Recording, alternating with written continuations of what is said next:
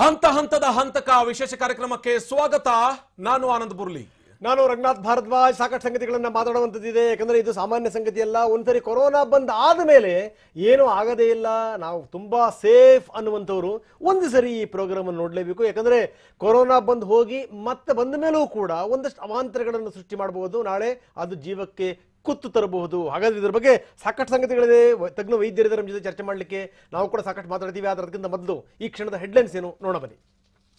ಒಂದು ಬಾರಿ corona positive ಆಗಿ ತದನಂತರದಲ್ಲಿ ನೆಗೆಟಿವ್ ಆದ್ಮೇಲೆ ಪರ್ಮನೆಂಟ್ ಆಗಿ ನಮಗೇನು ಆಗೋದಿಲ್ಲ ಅಂತ ಹೇಳಿ ಯಾರಾದ್ರೂ ಏನಾದ್ರೂ ಅನ್ಕೊಂಡಿದ್ರೆ ಖಂಡಿತವಾಗಿಯೂ ಅಂಥದ್ದೊಂದು ವಿಚಾರ ಸುಳ್ಳು. MRE ವೈರಸ್ ಬಂದು ಹೋಗಿದೆ ಅಂತ ಹೇಳಿ ನೆಮ್ಮದಿಯಾಗಿದ್ರೆ ಹುಷಾರಾಗಿರ್ಬೇಕು. ನೆಮ್ಮದಿಯಿಂದಾಗಿ ಇರೋದಕ್ಕೆ ಸಾಧ್ಯನೇ ಇಲ್ಲ. ಒಂದು ಬಾರಿ ದೇಹ ಹೊಕ್ಕಿದ್ದ ಡೆಡ್ಲಿ ಕಿಲ್ಲರ್ ಮತ್ತೆ ಯಾವ ರೂಪದಲ್ಲಿ ದೇಹ ಹೊಕ್ಕುತ್ತೆ ಅನ್ನೋದು ಯಾರಿಗೂ ಕೂಡ ಗೊತ್ತಿಲ್ಲ. ಟಿವಿನಲ್ಲಿ ಕಿಲ್ಲರ್ ಕೊರೋನಾದ ಹೊಸ ರೂಪಾಂತರದ ಸ್ಫೋಟಕ ಸುದ್ದಿ ಇದು. ಹಂತ ಹಂತದ ಹಂತಕನಾಗಿ ಇಲ್ಲಿ ಕೊರೋನಾ ಕಾಡುತ್ತೆ. ತಜ್ಞರು ವೈದ್ಯರ ವಾರ್ನಿಂಗ್ ಪ್ರಕಾರ ಯಾರೆಲ್ಲ ಅಲರ್ಟ್ ಆಗಿರಬೇಕು, ಇಲ್ಲಿ ತಜ್ಞರು ಕೊಟ್ಟಂತಹ ವಾರ್ನಿಂಗ್ ಪ್ರಕಾರ ಯಾರು ಅಲರ್ಟ್ ಆಗಿರಬೇಕು, ದೇಹದಲ್ಲಿ ಫುಲ್ ಇಮ್ಯುನಿಟಿ ಇದೆ ಅಂತ ಹೇಳಿ ಹಾಯಾಗಿದ್ರೆ ಕಷ್ಟ ಸಂಕಷ್ಟ. ಇದು ಒಂದು ವಾರ, ಒಂದು ತಿಂಗಳು, 3 ತಿಂಗಳು ಹೇಗಿರುತ್ತೆ ಈ ಕೊರೋನಾದ ಅಟ್ಯಾಕ್? ಉಸಿರುವಳ್ಳಿ ವೈರಸ್ನ ಕಳ್ಳಾಟ ಇನ್ನೂ ಮುಗಿದಿಲ್ಲ, ಮುಂದೈತೆ ದೊಡ್ಡ ಮಟ್ಟದ ಆಘಾತ ತಂದಿಡುವಂತಹ ಸಂಕಷ್ಟದ ವಿಚಾರಗಳು. ಬಣ್ಣ ಬದಲಾಯಿಸುವಂತಹ ಸೋಂಕಿನ ಪಿನ್ ಟು ಪಿನ್ ಡೀಟೇಲ್ಸ್ ಅನ್ನ ಟಿವಿನಲ್ಲಿ ಕೊಡ್ತಾ ಹೋಗ್ತೀವಿ. ಒಂದು ಬಾರಿ ಕೊರೋನಾ ಬಂದು ಹೋದ್ರೆ ಮುಂದೇನೂ ಆಗೋದಿಲ್ಲ ಅಂತ ಹೇಳಿ ನೆಮ್ಮದಿಯಿಂದ ಇರೋದಕ್ಕೆ ಸಾಧ್ಯ ಇಲ್ಲ. ಯಾವಾಗ ಬೇಕಿದ್ರೂ ಕೊರೋನಾ ಮತ್ತೆ ನಮ್ಮ ದೇಹವನ್ನ ಹೊಕ್ಕಬಹುದು. ಒಂದು ಬಾರಿ ದೇಹ ಹೊಕ್ಕಿದ್ದಂತ ಕಿಲ್ಲರ್ ಕೊರೋನಾ ಪಾಸಿಟಿವ್ ಆಗಿ ತದನಂತರದಲ್ಲಿ ನೆಗೆಟಿವ್ ಬಂದ ನಂತರದಲ್ಲಿ ಪರ್ಮನೆಂಟ್ ಆಗಿ ನಮ್ಮ ದೇಹದಲ್ಲಿ ಆಂಟಿಬಾಡಿಗಳಿರುತ್ತೆ ಅಥವಾ ನಮ್ಮ ಇಮ್ಯುನಿಟಿ ಚೆನ್ನಾಗಿದೆ ಅಂತ ಹೇಳಿ ನೆಮ್ಮದಿಯಿಂದ ಇರೋದಕ್ಕೆ ಬಿಡೋದಿಲ್ಲ ಈ ಕೊರೋನಾ. ಯಾವಾಗ ಬೇಕಿದ್ರೂ ಮತ್ತೆ ಕೊರೋನಾ ಅಟ್ಯಾಕ್ ಆಗಬಹುದು. ತಜ್ಞರು ಕೊಟ್ಟಿರುವಂತಹ, ವೈದ್ಯರು ಕೊಟ್ಟಿರುವಂತಹ ವಾರ್ನಿಂಗ್ ಇಂದಾಗಿ ಯಾರೆಲ್ಲ ಅಲರ್ಟ್ ಆಗಿರಬೇಕು, ಈ ದೇಹದಲ್ಲಿ ರೋಗ ನಿರೋಧಕ ಶಕ್ತಿ ಇದೆ ಅಂತ ಹೇಳಿ ಮಾಸ್ಕ್ ಹಾಕಿಕೊಳ್ಳದೆ ಅಥವಾ ದೈಹಿಕ ಅಂತರ ಕಾಪಾಡಿಕೊಳ್ಳದೆ ಒಂದು ಬಾರಿ ಪಾಸಿಟಿವ್ ಬಂದು ಹೋಗಿದೆ ಅಥವಾ ಒಂದು ಬಾರಿ ಕೊರೋನಾ ವೈರಸ್ ಅಟ್ಯಾಕ್ ಆಗಿದೆ, ಇನ್ನು ಮುಂದೆ ಕೊರೋನಾ ಬರೋದಿಲ್ಲ ಅಂತ ಹೇಳಿ ಬೇಜವಾಬ್ದಾರಿತನದಿಂದ ಓಡಾಡೋ ಹಾಗಿಲ್ಲ ಅಥವಾ ಅದನ್ನ ನಿರ್ಲಕ್ಷ್ಯ ಮಾಡೋ ಹಾಗಿಲ್ಲ. ಯಾಕೆ ಅಂತ ಹೇಳಿದ್ರೆ ರೂಪಾಂತರಗೊಂಡು ಕೊರೋನಾ ಮತ್ತೆ ಯಾವಾಗ ಬೇಕಿದ್ರೂ ದೇಹ ಹೋಗಬಹುದು. ಈ MRE ವೈರಸ್ ಬಂದು ಹೋಗಿದೆ ಅಂತ ಹೇಳಿ ನೆಮ್ಮದಿಯಾಗಿದ್ರೆ ಖಂಡಿತವಾಗಿಯೂ ಕೂಡ ಹುಷಾರಾಗಿರ್ಬೇಕು. ಇಲ್ಲಿ ಕಿಲ್ಲರ್ ಕೊರೋನಾ ಒಂದು ಬಾರಿ ಬಂದು ಹೋದ ನಂತರದಲ್ಲಿ ಇನ್ನೊಂದು ಬಾರಿ ಬರೋದಿಲ್ಲ ಅಂತ ಹೇಳಿ ನೆಮ್ಮದಿಯಿಂದ ಇರೋದಕ್ಕೆ ಸಾಧ್ಯನೇ ಇಲ್ಲ. ಯಾವಾಗ ಬೇಕಿದ್ರೂ 2ನೇ ಬಾರಿ, ಯಾವಾಗ ಬೇಕಿದ್ರೂ 3ನೇ ಬಾರಿ ಕೊರೋನಾ ಅಟ್ಯಾಕ್ ಮಾಡಬಹುದು. ಒಂದು ಬಾರಿ ಕೊರೋನಾ ಬಂದು ಹೋದ ಮೇಲೆ ಮತ್ತೆ ಕೊರೋನಾ ಅಟ್ಯಾಕ್ ಮಾಡುತ್ತಾ, ಕೊರೋನಾದಿಂದ ಗುಣಮುಖರಾದ ಮೇಲೂ ಕೂಡ ಸೋಂಕು ತಗುಲುತ್ತಾ ಅನ್ನುವಂತಹ ಅತಿ ದೊಡ್ಡ ಪ್ರಶ್ನೆ ಇದೀಗ ಎದ್ದಿರೋದು. ಮತ್ತೆ ಕೊರೋನಾ ಬರೋಲ್ಲ ಅಂತ ಹೇಳಿ ಮೈ ಮರೆತ್ರೆ ಏನಾಗುತ್ತೆ? ಇಲ್ಲಿ ಒಂದು ಬಾರಿ ಕೊರೋನಾ ಬಂದು ಹೋದ ಮೇಲೆ ಮತ್ತೆ ಕೊರೋನಾ ಬರೋದಿಲ್ಲ ಅಂತ ಹೇಳಿ ನೆಮ್ಮದಿಯಿಂದ ಇದ್ರೆ ಏನಾಗುತ್ತೆ? ಕೊರೋನಾ ಸೆಕೆಂಡ್ ಅಟ್ಯಾಕ್ ಬಗ್ಗೆ ತಜ್ಞರು ಹೇಳೋದೇನೋ, ಇಲ್ಲಿ ಸೆಕೆಂಡ್ ವೇವ್ ಆಯ್ತು, ಸದ್ಯಕ್ಕೀಗ ಸೆಕೆಂಡ್ ಅಟ್ಯಾಕ್ ಇದು. ಒಂದು ಬಾರಿ ಕೊರೋನಾ ಬಂದು ಹೋದ ಮೇಲೆ ಮತ್ತೆ ವಾಪಸ್ ಕೊರೋನಾ ಒಕ್ಕರಿಸುತ್ತಾ, ಈ ಕೊರೋನಾದಿಂದ ಗುಣಮುಖರಾದ ಮೇಲೂ ಕೂಡ ಸೋಂಕು ಮತ್ತೊಂದು ಬಾರಿಗೆ ತಗುಲುತ್ತಾ? ಇದು ಖಂಡಿತವಾಗಿಯೂ ಕೂಡ ಗಮನಿಸಬೇಕಾಗಿರೋದು. ಇಲ್ಲಿ ವೈದ್ಯರು ಕೊಟ್ಟಿರುವಂತಹ ವಾರ್ನಿಂಗ್, ಅದರ ಜೊತೆಗೆ ತಜ್ಞರು ಕೊಟ್ಟಿರುವಂತಹ ವಾರ್ನಿಂಗ್ ಅನ್ನ ಗಮನಿಸ್ತಾ ಹೋದ್ರೆ ಒಂದು ಬಾರಿ ದೇಹ ಹೊಕ್ಕು ಹೊರಹೋದ ನಂತರದಲ್ಲಿ ಮತ್ತೆ ರೂಪಾಂತರಗೊಂಡು ಮತ್ತೆ ದೇಹ ಸೇರಬಹುದು ಕೊರೋನಾ. ಇನ್ನು ಕೊರೋನಾದಿಂದ ಗುಣಮುಖರಾಗಿದ್ರು ಮತ್ತೆ ಕೊರೋನಾ ಒಕ್ಕರಿಸುತ್ತೆ. ಕೊರೋನಾ ಕುರಿತು ತಜ್ಞರಿಂದ ಸ್ಫೋಟಕವಾದಂತಹ ಮಾಹಿತಿ ಬಹಿರಂಗವಾಗಿದೆ. ಕೆಲ ದಿನಗಳು ಅಥವಾ ತಿಂಗಳುಗಳ ಬಳಿಕ ಮತ್ತೆ ಕೊರೋನಾ ಪಾಸಿಟಿವ್ ಆಗಬಹುದು. ಕೊರೋನಾ ಪಾಸಿಟಿವ್ ಬಂದು ತದನಂತರದಲ್ಲಿ ನೆಗೆಟಿವ್ ಆಗಿ ಮತ್ತೆ ಒಂದಷ್ಟು ದಿನಗಳ ಕಾಲ ಅಥವಾ ಒಂದಷ್ಟು ತಿಂಗಳುಗಳ ನಂತರದಲ್ಲಿ ಮತ್ತೆ ವೈರಸ್ ಅಟ್ಯಾಕ್ ಆಗಬಹುದು. ಹೀಗಾಗಿ ಯಾವುದೇ ಕಾರಣಕ್ಕೂ ನಿರ್ಲಕ್ಷ್ಯ ಮಾಡಬೇಡಿ ಅಂತಿದ್ದಾರೆ ತಜ್ಞರು. ಯಾವುದೇ ಕಾರಣಕ್ಕೂ ಕೂಡ ನಿರ್ಲಕ್ಷ್ಯ ಮಾಡಬೇಡಿ, ಮೈಮರೆತು ಕೂತ್ಕೋಬೇಡಿ, ಜವಾಬ್ದಾರಿಯಿಂದಾಗಿ ವರ್ತಿಸಿ ಅಂತ ಹೇಳಿ ಇಲ್ಲಿ ತಜ್ಞರು ಹೇಳ್ತಾ ಇದ್ದಾರೆ. ಕೊರೋನಾದಿಂದ ಗುಣಮುಖರಾದರೂ ಕೂಡ ಈ ಕೊರೋನಾದ ಕಾಟ ಮತ್ತೆ ಮತ್ತೆ ಕಾಡುತ್ತೆ ಎನ್ನುವಂಥದ್ದನ್ನ ತಜ್ಞರು ವಾರ್ನ್ ಮಾಡ್ತಾ ಇದ್ದಾರೆ. ನಮ್ಮಲ್ಲಿ ಅತ್ಯಂತ ಸಹಜವಾದಂತಹ ಒಂದು ಮನೋಭಾವನೆ ಇದೆ. ಒಂದ್ಸರಿ ಬಂತಲ್ಲ ನಮಗೇನೂ ಆಗಿಲ್ಲ. ಜೊತೆಗೇನು ಅಂತಂದ್ರೆ ನಮ್ಮಲ್ಲಿ ದೇಹ ಪ್ರತಿರೋಧಕ ಶಕ್ತಿ ದೇಹಕ್ಕೆ ಬಂದ್ಬಿಟ್ಟಿದೆ. ಹೀಗಾಗಿ ಯಾರೂ ಕೂಡ ನಮಗೇನೂ ಮಾಡ್ಲಿಕ್ಕೆ ಸಾಧ್ಯ ಇಲ್ಲ, ಯಾವ ರೋಗನೂ ಕೂಡ ನಮ್ಮ ದೇಹಕ್ಕೆ ಏನೂ ಮಾಡ್ಲಿಕ್ಕೆ ಸಾಧ್ಯ ಇಲ್ಲ ಅನ್ನುವಂಥ ಮನೋಭಾವನೆ ಬೇಕು. ಒಂದು ಪಾಸಿಟಿವಿಟಿ ಅನ್ನುವಂಥದ್ದು ಬೇಕು. ಆದರೆ ಅದನ್ನೇ ಒಂದು ಲೆಕ್ಕದಲ್ಲಿ ಅದನ್ನೇ ತಗೊಂಡು ನಾವು ಹೆಂಗೆ ಬೇಕಾದರೂ ವರ್ತನೆ ಮಾಡ್ತೀವಿ ಅನ್ನುವಂಥವ್ರು ಬಹಳ ಎಚ್ಚರಿಕೆಯಿಂದ ಇರಬೇಕು. ಯಾಕಂದ್ರೆ ಒಂದು ಸರಿ ಬಂದು ಹೋಗಿರುವಂಥದ್ದು ಇದೆಯಲ್ಲ, ಒಂದು ಎಕ್ಸಾಂಪಲ್ ಕೊಟ್ಬಿಡ್ತೀನಿ ನಿಮಗೆ. ಆಕ್ಸಿಡೆಂಟ್ ಆಗಿರುವಂಥದ್ದು ಮತ್ತೆ ಇನ್ನೊಂದ್ಸರಿ ಆಗಲ್ಲ ಅಂತ ಯಾರಾದ್ರೂ ಬರ್ಕೊಡ್ಲಿಕ್ಕೆ ಸಾಧ್ಯನಾ? ಜ್ವರ ಬಂದಿರುವಂಥ ಜ್ವರ ಮತ್ತೊಂದ್ಸರಿ ಬರಲ್ಲ ಅಂತ ಯಾರಾದ್ರೂ ಹೇಳಲಿಕ್ಕೆ ಸಾಧ್ಯನಾ? ಅದೇ ರೀತಿಯೇ ಇದು ಕೂಡ. ಯಾವಾಗ ಬೇಕಾದ್ರೂ ನಿಮ್ಮ ದೇಹ ಸ್ವಲ್ಪ ದುರ್ಬಲ ಆಯಿತು ಅನ್ನುವಂಥ ಸಂದರ್ಭದಲ್ಲಿ 1-2 ತಿಂಗಳು 3 ತಿಂಗಳ ನಂತರ ಮತ್ತೆ ವಕ್ಕರಿಸುವಂಥ ಸಾಧ್ಯತೆಗಳಿದೆ. ಬಂದಿರುವಂಥದ್ದು ಯಾವ ರೀತಿಯ ಪರಿಣಾಮವನ್ನು ಬೇಕಾದರೂ ಕೂಡ ಉಂಟು ಮಾಡಬಹುದು. ಇದನ್ನ ನಾವು ಜ್ಞಾಪಕದಲ್ಲಿ ಇಟ್ಕೋಬೇಕು. ಹೀಗಾಗೇ ಒಂದಷ್ಟು ಎಚ್ಚರಿಕೆಯಿಂದ ಇರೋದನ್ನ ನಾವು ಕಲ್ತ್ಕೋಬೇಕು. ಯಾಕಂದ್ರೆ 2ನೇ ಬಾರಿ ಏನಾದರೂ ವಕ್ಕರಿಸ್ತು ಅಂತಂತಂದ್ರೆ ಇನ್ನು ಅಪಾಯ ಕೂಡ ಕಟ್ಟಿಟ್ಟ ಬುತ್ತಿ. ಮೊದಲೇ ಏನಾದರೂ ದೇಹ ದುರ್ಬಲ ಆಗಿರುವಂಥವ್ರು, ಕೋಮಾರ್ಬಿಡಿಟಿಯಿಂದ ಬಳಲ್ತಿರುವಂಥವ್ರು, ಅಥವಾ ವಿಪರೀತವಾದಂಥ ಒಬೆಸಿಟಿ ಇರುವಂಥವ್ರು, ಹಾರ್ಟ್ ಸಮಸ್ಯೆ ಇರುವಂಥವರಾಗಿರ್ಬೋದು, ಕಿಡ್ನಿ ಸಮಸ್ಯೆ ಇರುವಂಥವರಾಗಿರ್ಬೋದು, ಲಂಗ್ಸ್ ಸಮಸ್ಯೆ ಇರುವಂಥವರಾಗಿರ್ಬೋದು, ಕ್ಯಾನ್ಸರ್ ಇರುವಂಥವರಾಗಿರ್ಬೋದು, ಈ ರೀತಿ ಬಂದಂಥವ್ರಿಗೆ ಏನಾದರೂ ಮತ್ತೆ ವಾಪಸ್ ಬಂದರೆ ತೊಂದರೆಗಳು ಖಚಿತ. ಇದು ಸಂಬಂಧಪಟ್ಟಂಗೆ ನಾವು ತಜ್ಞ ವೈದ್ಯರ ಜೊತೆ ನಾವು ಚರ್ಚೆ ಮಾಡ್ತೀವಿ. ಆದರೆ ಒಂದು ಮಾತೇನು ಅಂದರೆ ಇವತ್ತು ಈ ವೈರಸ್ ಬಗ್ಗೆ, ಜೊತೆಗೇನು ಅಂತಂದರೆ ಈ ಯಾವ ರೀತಿ ಇದು ವಕ್ರಿಸುತ್ತೆ ಅನ್ನೋದ್ರ ಬಗ್ಗೆ, ನಾವು ಯಾವ ರೀತಿ ಎಚ್ಚರಿಕೆಯಿಂದ ಇರಬೇಕು ಅನ್ನೋದ್ರ ಬಗ್ಗೆ ನಾವು ಸಾಕಷ್ಟು ವಿವರಗಳನ್ನು ನಿಮಗೆ ಕೊಡ್ತಾ ಹೋಗ್ತೀವಿ. ಆಗ್ತಾನೆ ನಾವು ಮಾತಾಡ್ತಾ ಹೇಳ್ತಾ ಇದ್ರು ಏನು ಅಂತಂದರೆ, ಯಾವ ಸಂದರ್ಭದಲ್ಲಿ ಏನು ಬೇಕಾದ್ರೂ ಆಗ್ಬೋದು, ಇದನ್ನು ನಾವು ಅರ್ಥ ಮಾಡ್ಕೋಬೇಕು. ನಮ್ಮಲ್ಲಿ ಒಂದು ಮನೋಭಾವನೆ ಇದೆ, ಒಂದ್ಸರಿ ಬಂದುಬಿಟ್ರೆ ಇನ್ನೊಂದ್ಸರಿ ಎಂದೆಂದೂ ಕೂಡ ಬರಲ್ಲ ಅನ್ನುವಂಥದ್ದು.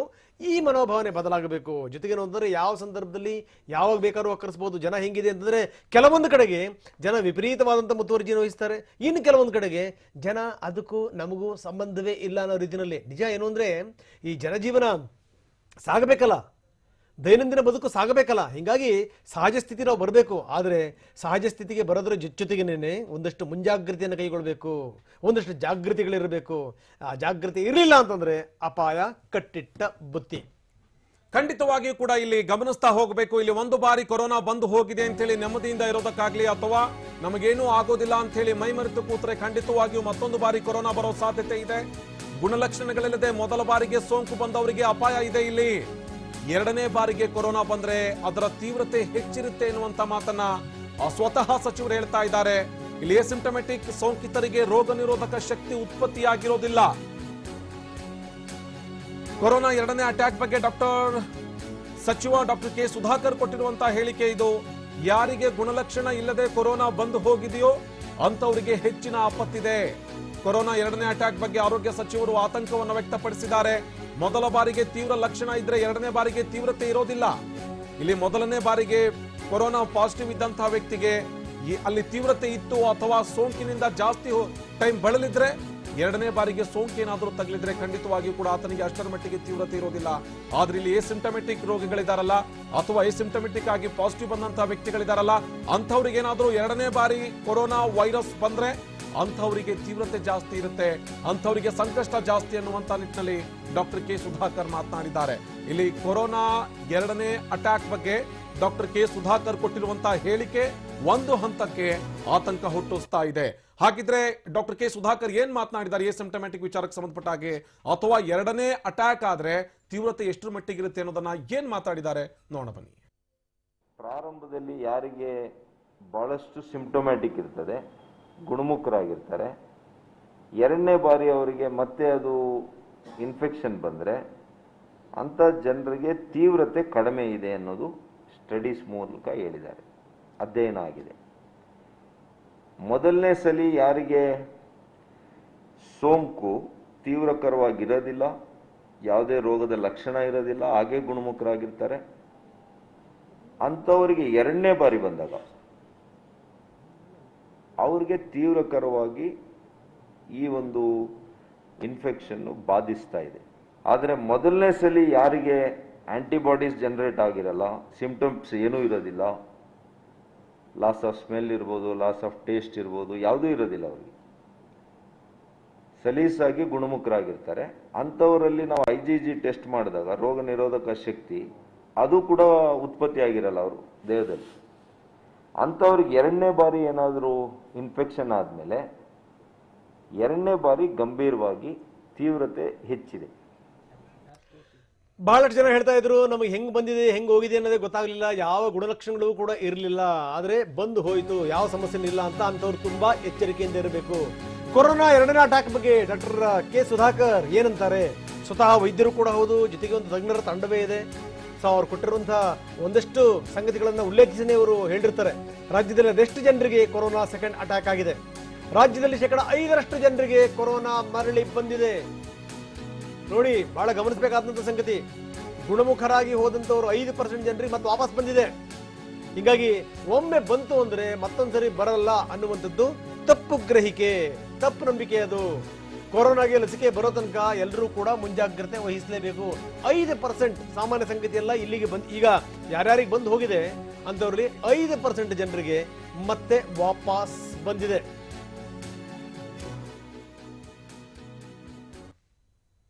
ನಮಗೆ ಹೆಂಗೋ ಬಂದೋಯ್ತು, ಹೆಂಗೋ ನಾವು ಎದ್ದು ಬಂದ್ಬಿಟ್ಟಿವಿ, ಹೆಂಗೋ ಬಚಾವ್ ಆಗ್ಬಿಟ್ಟಿವಿ ಅಂತ ಹೇಳಿ ಮೈ ಮರಿಬೇಡಿ. ಯಾಕಂದ್ರೆ 5% ಜನರಿಗೆ ಮತ್ತೆ ಮರಳಿ ಬಂದಿರುವಂತಹ ಉದಾಹರಣೆಗಳಿದೆ. ಮರಳಿ ಬಂದಂತಹ ಸಂದರ್ಭದಲ್ಲಿ ಅದು ಇನ್ನಷ್ಟು ಅವಾಂತರಗಳನ್ನು ಕೂಡ ಸೃಷ್ಟಿ ಮಾಡಬಹುದು. ಯಾಕಂದ್ರೆ ಸಿಂಪ್ಟಮೆಟಿಕ್ ಬಗ್ಗೆ ವೈದ್ಯರು ಆಗಿರುವಂತಹ ಡಾಕ್ಟರ್ ಕೆ ಸುಧಾಕರ್ ಹೇಳಿದಂತ ಮಾತನ್ನು ಕೇಳಿದ್ರೆ ಆರೋಗ್ಯ ಸಚಿವರು ಕೂಡ ಹೌದವರು, ಅವ್ರು ಹೇಳಿದಂತ ಮಾತಿದೆಯಲ್ಲ ಗಮನಿಸಬೇಕು.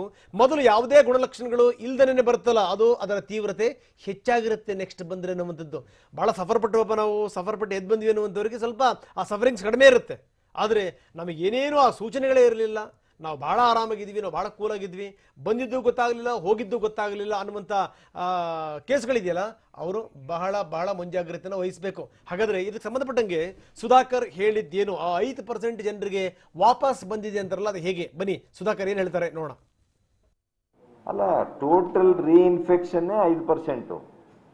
ಅದರಲ್ಲಿ ಸಿಂಪ್ಟೊಮ್ಯಾಟಿಕ್ ಇಂದ ಎಸಿಂಪ್ಟೊಮ್ಯಾಟಿಕ್ಕು ಅಥವಾ ಎಸಿಂಪ್ಟೊಮ್ಯಾಟಿಕ್ ಇದ್ದವರು ಎರಡನೇ ಬಾರಿ ಸಿಂಪ್ಟೊಮ್ಯಾಟಿಕ್ ಆಗುವಂಥದ್ದು ಎಲ್ಲವೂ ಕೂಡ ಸೇರಿ ನಾನು ಹೇಳಿರುವಂಥದ್ದು. ಹಾಗಾಗಿ ಒಂದ್ಸಲಿ ಬಂದಿರೋರು ನನಗೆ ಬಂದು ಹೊರಟೋಗಿದೆ, ಇನ್ನು ನಾನು ಭಾಳ ರೋಗ ನಿರೋಧಕ ಶಕ್ತಿ ನನ್ನಲ್ಲಿ ಬಂದ್ಬಿಟ್ಟಿದೆ ಅಂತ ತಾವು ಗ್ರಹಿಸ್ಕೊಂಡು ಮನಸ್ಸೋ ಇಚ್ಛೆ ಜನರಲ್ಲಿ ಗುಂಪಿನಲ್ಲಿ ಮಾರ್ಗಸೂಚಿಯನ್ನು ಧಿಕ್ಕರಿಸಿ ಮಾಡೋದು ಸರಿಯಲ್ಲ. ಮಾರ್ಗಸೂಚಿಯನ್ನು ಯಥಾವತ್ತಾಗಿ ತಾವು ಫಾಲೋ ಮಾಡಲೇಬೇಕು. ಎಲ್ಲಿ ತನಕ ನಮಗೆ ಲಸಿಕೆ ಬರುವಲ್ಲಿವರೆಗೂ ಕೂಡ ಇದನ್ನು ಮುಂದುವರಿಸ್ಕೊಂಡು ಹೋಗಬೇಕು, ಬೇರೆ ಉಪಾಯ ನಮಗಿಲ್ಲ. ಇಲ್ಲಿ ಸಚಿವರು ಮಾತನಾಡಿದಂತಹ ಮಾತನ್ನ ಕೇಳಿಸಿಕೊಳ್ತಾ ಇದ್ವಿ. 5% ಜನರಿಗೆ ಮತ್ತೆ ವಾಪಸ್ ಕೊರೋನಾ ಸೋಂಕು ತಗಲಿದೆ, ಸೋಂಕು ತಗಲಿ ಹೋಗಿದ್ದಂಥವರಲ್ಲಿ ಎನ್ನುವಂತ ಮಾತನ್ನು ಹೇಳ್ತಾ ಇದ್ದಾರೆ. ಖಂಡಿತವಾಗಿಯೂ ಸಚಿವರು ಕೊಟ್ಟಿರುವಂತಹ ಹೇಳಿಕೆ ಗಾಬರಿ ಹುಟ್ಟಿಸುವಂತದ್ದು. ಹತ್ತಿರ 10 ಲಕ್ಷ ದಾಟಿರುವಂತಹ ಸೋಂಕಿತರ ಸಂಖ್ಯೆಯಲ್ಲಿ ಮತ್ತೆ 5% ಜನರಿಗೆ ರೀಇನ್ಫೆಕ್ಷನ್ ಆಗ್ತಾ ಇದೆ ಅನ್ನೋದನ್ನ ಗಮನಿಸ್ತಾ ಹೋದ್ರೆ ತೀರಾ ಆತಂಕ ಹುಟ್ಟಿಸುವಂತ ಅಂಕಿಅಂಶ ಇದು. ಮತ್ತಷ್ಟು ಮಾಹಿತಿ ಕೊಡ್ತಾರೆ ನಮ್ಮ ಪ್ರತಿನಿಧಿ ಶಿವರಾಜ್ ಕುಮಾರ್, ನೇರ ಸಂಪರ್ಕದಲ್ಲಿ ಜಾಯ್ನ್ ಆಗಿದ್ದಾರೆ. ಶಿವರಾಜ್, ಗಮನಿಸ್ತಾ ಇದ್ವಿ, ಒಂದು ಬಾರಿ ಕೊರೋನಾ ಬಂದು ಹೋದ ನಂತರದಲ್ಲಿ ಏನೂ ಆಗೋದಿಲ್ಲ, ಆರಾಮಾಗಿರಬಹುದು, ನೆಮ್ಮದಿಯಿಂದ ಇರಬಹುದು ಅಂತ ಹೇಳಿ ಯಾರಾದ್ರೂ ಮೈ ಮರೆತರೆ ಖಂಡಿತವಾಗಿಯೂ ಎರಡನೇ ಅಟ್ಯಾಕ್ ನಲ್ಲಿ ತೀವ್ರತೆ ಜಾಸ್ತಿ ಇರುತ್ತೆ ಅನ್ನುವಂತ ಮಾತನ್ನ ಸ್ವತಃ ಸಚಿವರು ಹೇಳ್ತಾ ಇದ್ದಾರೆ.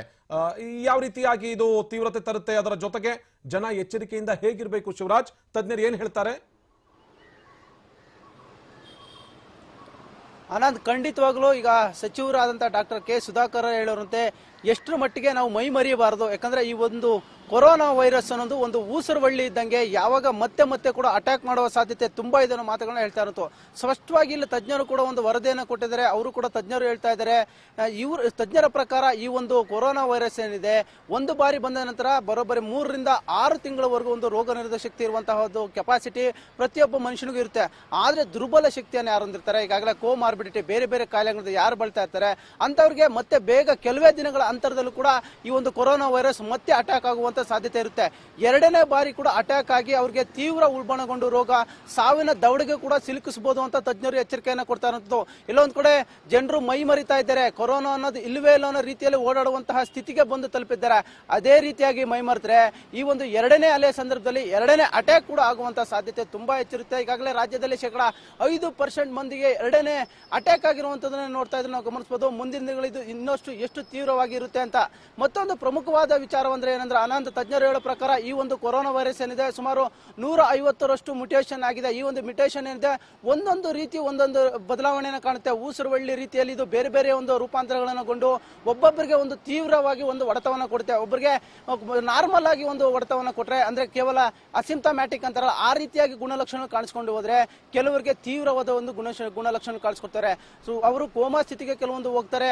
ಅಂತ ಮಟ್ಟಿಗೂ ಕೂಡ ಈಗಾಗಲೇ ಕೆಲವೊಂದು ಉಲ್ಲೇಖಗಳು ಕೂಡ ಆಗ್ತವೆ. ಪ್ರಕರಣ ಕೂಡ ಯುರೋಪ್ ಕಂಟ್ರಿಗಳು ಕೂಡ ಕಾಣಿಸ್ತಾ ಇರುವಂತದ್ದು. ಹೀಗಾಗಿ ರಾಜ್ಯದಲ್ಲೂ ಕೂಡ ಅದರಲ್ಲೂ ಭಾರತದಲ್ಲೂ ಕೂಡ ಮುಂದಿನ ಅಲೆ ಏನಿದೆ ಅದು ತುಂಬಾ ಎಚ್ಚರಿಕೆಯಿಂದ ಇರಬೇಕಾಗುತ್ತೆ. ಕೊರೋನಾ ವೈರಸ್ ಒಂದು ಬಾರಿ ನನಗೆ ಬಂದೋಗಿದೆ, ಮತ್ತೊಮ್ಮೆ ಬರೋದಿಲ್ಲ ಅಂತ ಹೇಳೋಕ್ಕಾಗಲ್ಲ. ಎರಡನೇ ಬಾರಿಯೂ ಖಂಡಿತವಾಗ್ಲೂ ಬರುತ್ತೆ ಅನ್ನೋದು ಎಚ್ಚರಿಕೆಯನ್ನ ತಜ್ಞರು ಹೇಳ್ತಾ ಇರುವಂತದ್ದು. ಆನಂದ್, ಥ್ಯಾಂಕ್ ಯು ಶಿವರಾಜ್ ಮಾಹಿತಿಗಾಗಿ. ಇಲ್ಲಿ ಗಂಭೀರವಾಗಿ ಪರಿಗಣಿಸಬೇಕಾಗಿರುವಂತಹ ವಿಚಾರ ಸ್ವತಃ ಸಚಿವರು ಹೇಳ್ತಾ ಇದ್ದಾರೆ. ಎರಡನೇ ಅಲೆ ಬರಬಹುದು ಅಥವಾ ಎರಡನೇ ಅಲೆ ಬಂದಂತ ಸಂದರ್ಭದಲ್ಲಿ ದೊಡ್ಡ ಮಟ್ಟದ ಎಚ್ಚರಿಕೆ ಇರಬೇಕು ಅನ್ನುವಂಥದ್ದು ಒಂದು ಭಾಗ.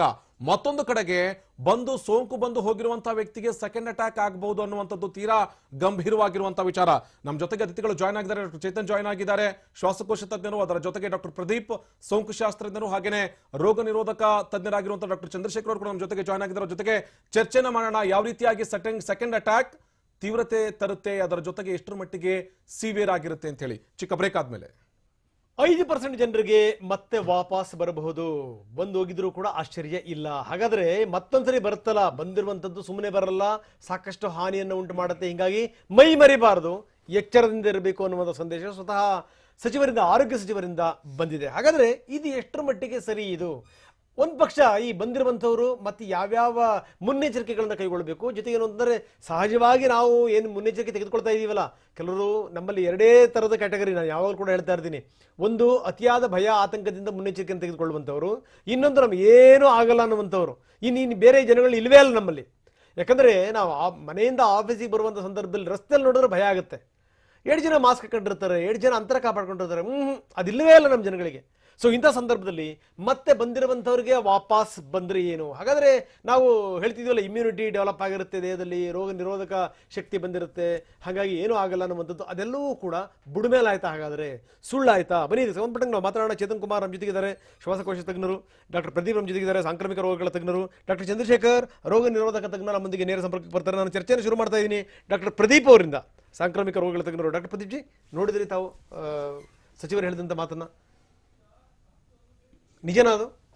ಸರ್, ನಮಗೆ ಇರುವಂಥ ಮಾಹಿತಿ ಪ್ರಕಾರ ಈ ಸಚಿವರು ಏನು ಹೇಳಿರ್ಬೋದು ಬಹುಶಃ ಅಂದರೆ, ಬರಬಹುದು, ಎಚ್ಚರಿಕೆಯಿಂದಿರಿ ಅನ್ನೋ ಮಟ್ಟಕ್ಕೆ. ಈಗ ನೀವೇ ಹೇಳಿದಾಗೆ ಎಲ್ಲ ಕಡೆ ಮಾಸ್ಕ್ ಹಾಕ್ಕೊಳ್ದೆ ಹಾಗೆ ಓಡಾಡ್ತಿದ್ದಾರೆ, ಜೊತೆಗೆ ಯಾರಿಗೂ ಯಾವುದೇ ರೀತಿಯ ಭಯ ಕಾಣ್ತಿಲ್ಲ ಅನ್ನೋದನ್ನು ಹೇಳ್ತಿದ್ರಿ. ಅದನ್ನು ತಡೆಗಟ್ಟಲಿಕ್ಕೆ ಇದು. ಆದರೆ ಥಿಯರಿಟಿಕಲಿ ಆ್ಯಂಡ್ ಲಾಜಿಕಲಿ ತರ್ಕಬದ್ಧವಾಗಿ ನೋಡಿದ್ರೆ, ನೀವಾಗಲೇ ಹೇಳಿದಾಗೆ ಈ ವೈರಸ್ ಸ್ಟ್ರೇನ್ ಬದಲಾವಣೆ ಆದಾಗ ರೀಇನ್ಫೆಕ್ಷನ್ ಮಾಡುವ ಸಾಧ್ಯತೆ ಇದೆ. ಆದರೆ ಈಗಾಗಲೇ ಬಂದಿರೋ ಅನ್ನೋ ಮಾಹಿತಿ ನಮಗಂತೂ ಇಲ್ಲ, ಯಾರಿಗೂ ಇಲ್ಲ. ಯಾಕಂದರೆ ಸುಮಾರು 1 ತಿಂಗಳ ಮುಂಚೆ ವಾಟ್ಸಾಪ್ನಲ್ಲಿ ಓಡಾಡಿದ್ದಂತೂ ಒಂದು ಕೇಸ್ದು ಯಾವುದೋ ಒಂದು ಪ್ರೈವೇಟ್ ಆಸ್ಪತ್ರೆಯಲ್ಲಿ, ಅದೇ ಆಸ್ಪತ್ರೆಯಲ್ಲಿ ಟ್ರೀಟ್ಮೆಂಟ್ ತಗೊಂಡಂಥವ್ರು ಅನ್ನೋದು ಬಂದಿದ್ದು ನಿಜ. ಅದು ಬಿಟ್ಟರೆ ಇನ್ನು ಸದ್ಯಕ್ಕಿಲ್ಲ. ಆದರೆ ತಾರ್ಕಿಕವಾಗಿ ನೋಡೋದಾದರೆ ರೀಇನ್ಫೆಕ್ಷನ್ ಸಾಧ್ಯತೆ ಇದೆ. ಪ್ರಪಂಚದಾದ್ಯಂತ 1-2 ಕೇಸ್ ನೋಡಿದಂಥ ಉದಾಹರಣೆಗಳು ಸಹ ಇದೆ. ತಾವು ಹೇಳಿದ ಪ್ರಕಾರ ಏನಂತಂದ್ರೆ, ಈ ಬಂದಿರುವಂಥವ್ರಿಗೆ ಬರಲೇಬಾರದು ಅಂತ ರೂಲ್ಸ್ ಏನೂ ಇಲ್ಲ. ಸೊ ಹಿಂಗಾಗಿ ಏನಂದ್ರೆ ನಾವು ಎಚ್ಚರಿಕೆಯಿಂದ ಇರಬೇಕು, ಅದೊಂದೇ ಉಳಿದಿರುವಂಥ ಮಾರ್ಗ ಅಂತ. ಹಾಗಾದ್ರೆ ಡಾಕ್ಟರ್ ಚೇತನ್ ಕುಮಾರ್ ಇದ್ರ ಬಗ್ಗೆ ಏನಂತಾರೆ? ಡಾಕ್ಟರ್ ಚೇತನ್ ನೋಡ್ತಾ ಇರ್ತಾವೆ ಏನು ಅಂತಂದ್ರೆ, ರೋಗ 5% ಬಂದಿದೆ ಅನ್ನುವಂತ ಮಾತನ್ನ ಹೇಳ್ತಾರೆ. ಬಂದಿದೇನೋ ಅಥವಾ ಬರುತ್ತೋ ಅದ್ರ ಬಗ್ಗೆ ಒಂದು ಕ್ಲಾರಿಟಿ ತಗೊಳ್ಳೋಣ. ಯಾಕಂದ್ರೆ ಸ್ವತಃ ಸಚಿವರೇ ನಮ್ಮ ಜೊತೆಗೆ ನೇರ ಸಂಪರ್ಕಕ್ಕೆ ಬರ್ತಾರೆ. ಆ ತರದ ಸಾಧ್ಯತೆಗಳು ಇದೆಯಾ ಸರ್? ಸಾಧ್ಯತೆಗಳು ಇದೆ ಅನ್ನೋದಾದ್ರೆ ಎಷ್ಟು % ಸಾಧ್ಯತೆಗಳಿದೆ? ಅದರ ಪರಿಣಾಮಗಳೇನು? ನಾ ಸುಮಾರು ಈಗ ನಿಯರ್ಲಿ ಒಂದು 1500-2000 ಕೇಸಸ್ ನೋಡಿದ್ದೀವಿ, IP ಆ್ಯಂಡ್ OP ಬೋತ್. ಯಾವಾಗಿಂದ? ಮೇ ಜೂನಿಂದ. ನಾನು ಯಾವುದೋ ರೀಇನ್ಫೆಕ್ಷನ್ ಕೇಸ್ ನೋಡಿಲ್ಲ. ರೀಇನ್ಫೆಕ್ಷನ್ ಅಂದರೆ ಸರ್ ಯಾವಾಗಲೇ ಹೇಳಿದಾಗೆ ಇನ್ನೊಂದು ಸ್ಟ್ರೈನ್ ರೂಪಾಂತರಗೊಂಡು ಬರಬೇಕು. ಸೊ ನೀವು ಫಸ್ಟ್ ಹಾಂಗ್ಕಾಂಗ್ ಕೇಸ್ ವಿಚಾರವಾಗಿ ನೋಡಿದ್ರು ಕೂಡ, ಹಾಂಗ್ಕಾಂಗಲ್ಲಿ ಮೊದಲು ಆ ವ್ಯಕ್ತಿಗೆ ಏಪ್ರಿಲ್ನಲ್ಲಿ ಬಂದಿತ್ತು. ಏಪ್ರಿಲ್ನಲ್ಲಿ ಗೊತ್ತಾಗಿದ್ದು ಅದು ಅವ್ರಿಗೆ ಕೊರೋನಾ ಸಿಂಪ್ಟಮ್. ಅವಾಗ ಸಿಂಪ್ಟಮೆಟಿಕ್ ಇದ್ದಿದ್ದ ವ್ಯಕ್ತಿ ಯಾರು, 35 ವರ್ಷದ ಹಾಂಗ್ಕಾಂಗ್ ವ್ಯಕ್ತಿ, ಸಿಂಪ್ಟಮೆಟಿಕ್ ಇದ್ದು ಅವಾಗ ಅವ್ನಿಗೆ ಆಂಟಿಬಾಡೀಸ್ ಇರಲಿಲ್ಲ, ಸಿಂಪ್ಟಮ್ಸ್ ಇತ್ತು, ಇದು ಸ್ವ್ಯಾಬಲ್ಲಿ ಪಾಸಿಟಿವ್ ಇತ್ತು. Then he travel to Europe, then he came back to Hong Kong in August. ಆಗಸ್ಟ್ನಲ್ಲಿ he was asymptomatic. But as a routine ಏನೋ protocol in screening in the airport ಅಲ್ಲಿ ಮಾಡಿದಾಗ ಅವನಿಗೆ ಪಾಸಿಟಿವ್ ಅಂತ ಬಂತು. ಸೊ ನಾನು ಅವಾಗಲೇ ಹೇಳಿದ್ದೀನಿ, ಸೊ ಪಾಸಿಟಿವ್ ಅಂದಾಕ್ಷಣಿಕೆ ಮಾಡೋದಲ್ಲ, ಹಿ ವಾಸ್ ಎಸಿಂಪ್ಟಮೆಟಿಕ್. ಇವಾಗಲೂ ಆ ವ್ಯಕ್ತಿ ಚೆನ್ನಾಗೇ ಇದ್ದಾನೆ. ಸೊ ಆ ವ್ಯಕ್ತಿ ಏಪ್ರಿಲ್ನಲ್ಲಿ ಇದ್ದಿದ್ದು ಏನು ಸಿಂಪ್ಟಮೆಟಿಕ್ ಏನು ಪಾಸಿಟಿವ್ ಇದ್ದ, ನಂತರ ಅವನಿಗೆ ಸ್ವ್ಯಾಬ್ ಅಲ್ಲಿ ಪಿಕ್ ಆಗಿರೋದು, but he was asymptomatic, is doing well, ಆರೋಗ್ಯಕರವಾಗಿ ಇದ್ದಾನೆ. ಬಟ್ ಈಗ ನನ್ನ ಇರೋ ಪ್ರಶ್ನೆ ಏನು ಅಂತ ಹೇಳಿದ್ರೆ, ಇಲ್ಲಿ ಮತ್ತೊಂದು ಸರ್ತಿ ಕೊರೋನಾ ಬರುತ್ತಾ ಬರಲ್ವಾ, ಅಥವಾ ಬಂದ್ರೆ ಎಷ್ಟರ ಮಟ್ಟಿಗೆ ಅದು ನಮ್ಮ ದೇಹ ಹೋರಾಡುತ್ತೆ, ತೀವ್ರತೆ ಎಷ್ಟಿರುತ್ತೆ ಅಂತ. ಸೊ ಆ ವ್ಯಕ್ತಿಗೆ, ಅದೇ ವ್ಯಕ್ತಿ ಹಾಂಗ್ಕಾಂಗ್ ನನ್ನ ಕೇಸ್ ಏನ್ ಹೇಳ್ತಾ ಇದ್ದೀನಿ, ಆ ವ್ಯಕ್ತಿಗೆ ಸೆಕೆಂಡ್ ಟೈಮ್ ನಲ್ಲಿ ಆಂಟಿಬಾಡೀಸ್ ಇತ್ತು. ಸೊ ಆಂಟಿಬಾಡೀಸ್ ಇದ್ದೋದ್ರಿಂದ ಅವನು ಎಸಿಂಪ್ಟಮೆಟಿಕ್ ಆಗಿದ್ದ. ಬಟ್ ಖಂಡಿತ ಜಾಗರೂಕತೆ ತಗೋಬೇಕು. ಸೊ ಮೆಡಿಕಲ್ 2+2 is not 4, ಅದು ನಾನು ಮುಂಚೆನೇ ಹೇಳಿದ್ದೀನಿ. ಸೊ ನಾನು ಆ ವ್ಯಕ್ತಿಗೆ ಹಂಗೆ ಆಗೋಯ್ತು ಅಂತ ನಾನು ಇನ್ ಜನರಲ್ ಎಲ್ಲರಿಗೂ ಹಂಗೆ ಆಗುತ್ತೆ ಅಂತಲ್ಲ, ಬಟ್ ಇದಿರ್ಬೋದು. ಬಟ್ ಅದರಿಂದನೇ ಆತಂಕದಿಂದ ಬದುಕೋದು ಬೇಡ. ಯಾರು ಕೋವಿಡ್ ಇಂದ ರಿಕವರ್ ಆಗಿದ್ದಾರೆ, ಎಸ್ಪೆಷಲಿ ನಮಗೆ ಯಾರು ಫಾಲೋ ಬರ್ತಾರೆ, ದಿನ ಅದೇ ಪ್ರಶ್ನೆ, ಸರ್ ನನ್ಗೆ ಮತ್ತೆ ಬರುತ್ತಾ, ನಾನು ಹಿಂದಿನಂತೆ ಕೆಲಸ ಮಾಡ್ಬೋದಾ ಅಂತ. ನಾವೆಲ್ಲ ಅವ್ರಿಗೆ ಧೈರ್ಯ ತುಂಬಿ ಬೆಂತಟ್ಟೆ ಕಳ್ಸೋದು, ಧೈರ್ಯವಾಗಿ ನಿಮ್ಮ ಕೆಲಸಗಳು ಮಾಡಿ, ಜಸ್ಟ್ ಅದನ್ನ ರೆಕಾಗ್ನೈಸ್ ಮಾಡಿ ಸಿಂಪ್ಟಮ್ಸ್ ಬಂದ್ರೆ ಅಂತ ಅಷ್ಟೇ. ಇಲ್ಲದಿದ್ರೆ ಅದೇ ಒಂದು ಮನೋರೋಗ ಆಗುತ್ತೆ. 8,000 ಡಿಪ್ರೆಷನ್ ಕೇಸಸ್ ಇದೆ ಕೋವಿಡ್ ಸಂಬಂಧ ಆಲ್ರೆಡಿ.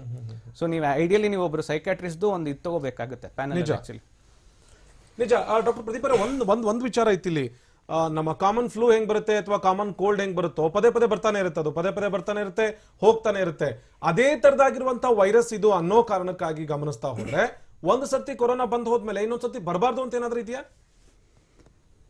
ಈಗ ನೋಡಿ, ನಾವು ಎಲ್ರೂ ಇದು ಕರೋನಾ ಫೆಬ್ರವರಿ ಜನವರಿ ಮುಂಚೆ ತಗೊಂಡ್ರೆ ಈ ಕೋವಿಡ್-19 ಸಾರ್ಸ್ದು ಯಾರಿಗೂ ಗೊತ್ತಿರಲಿಲ್ಲ ಏನು ಅಂತ. ದಿನೇ ದಿನೇ ಕಲಿತಾ ಬಂದಿದ್ದೀವಿ. ಈಗ ನೀವು ಖಚಿತವಾಗಿ ಹೇಳು ಅಂತಂದ್ರೆ ಇದು ಬಯೋಲಾಜಿಕಲ್ ಸೈನ್ಸಸ್, ಜೈವಿಕ ವಿಜ್ಞಾನ.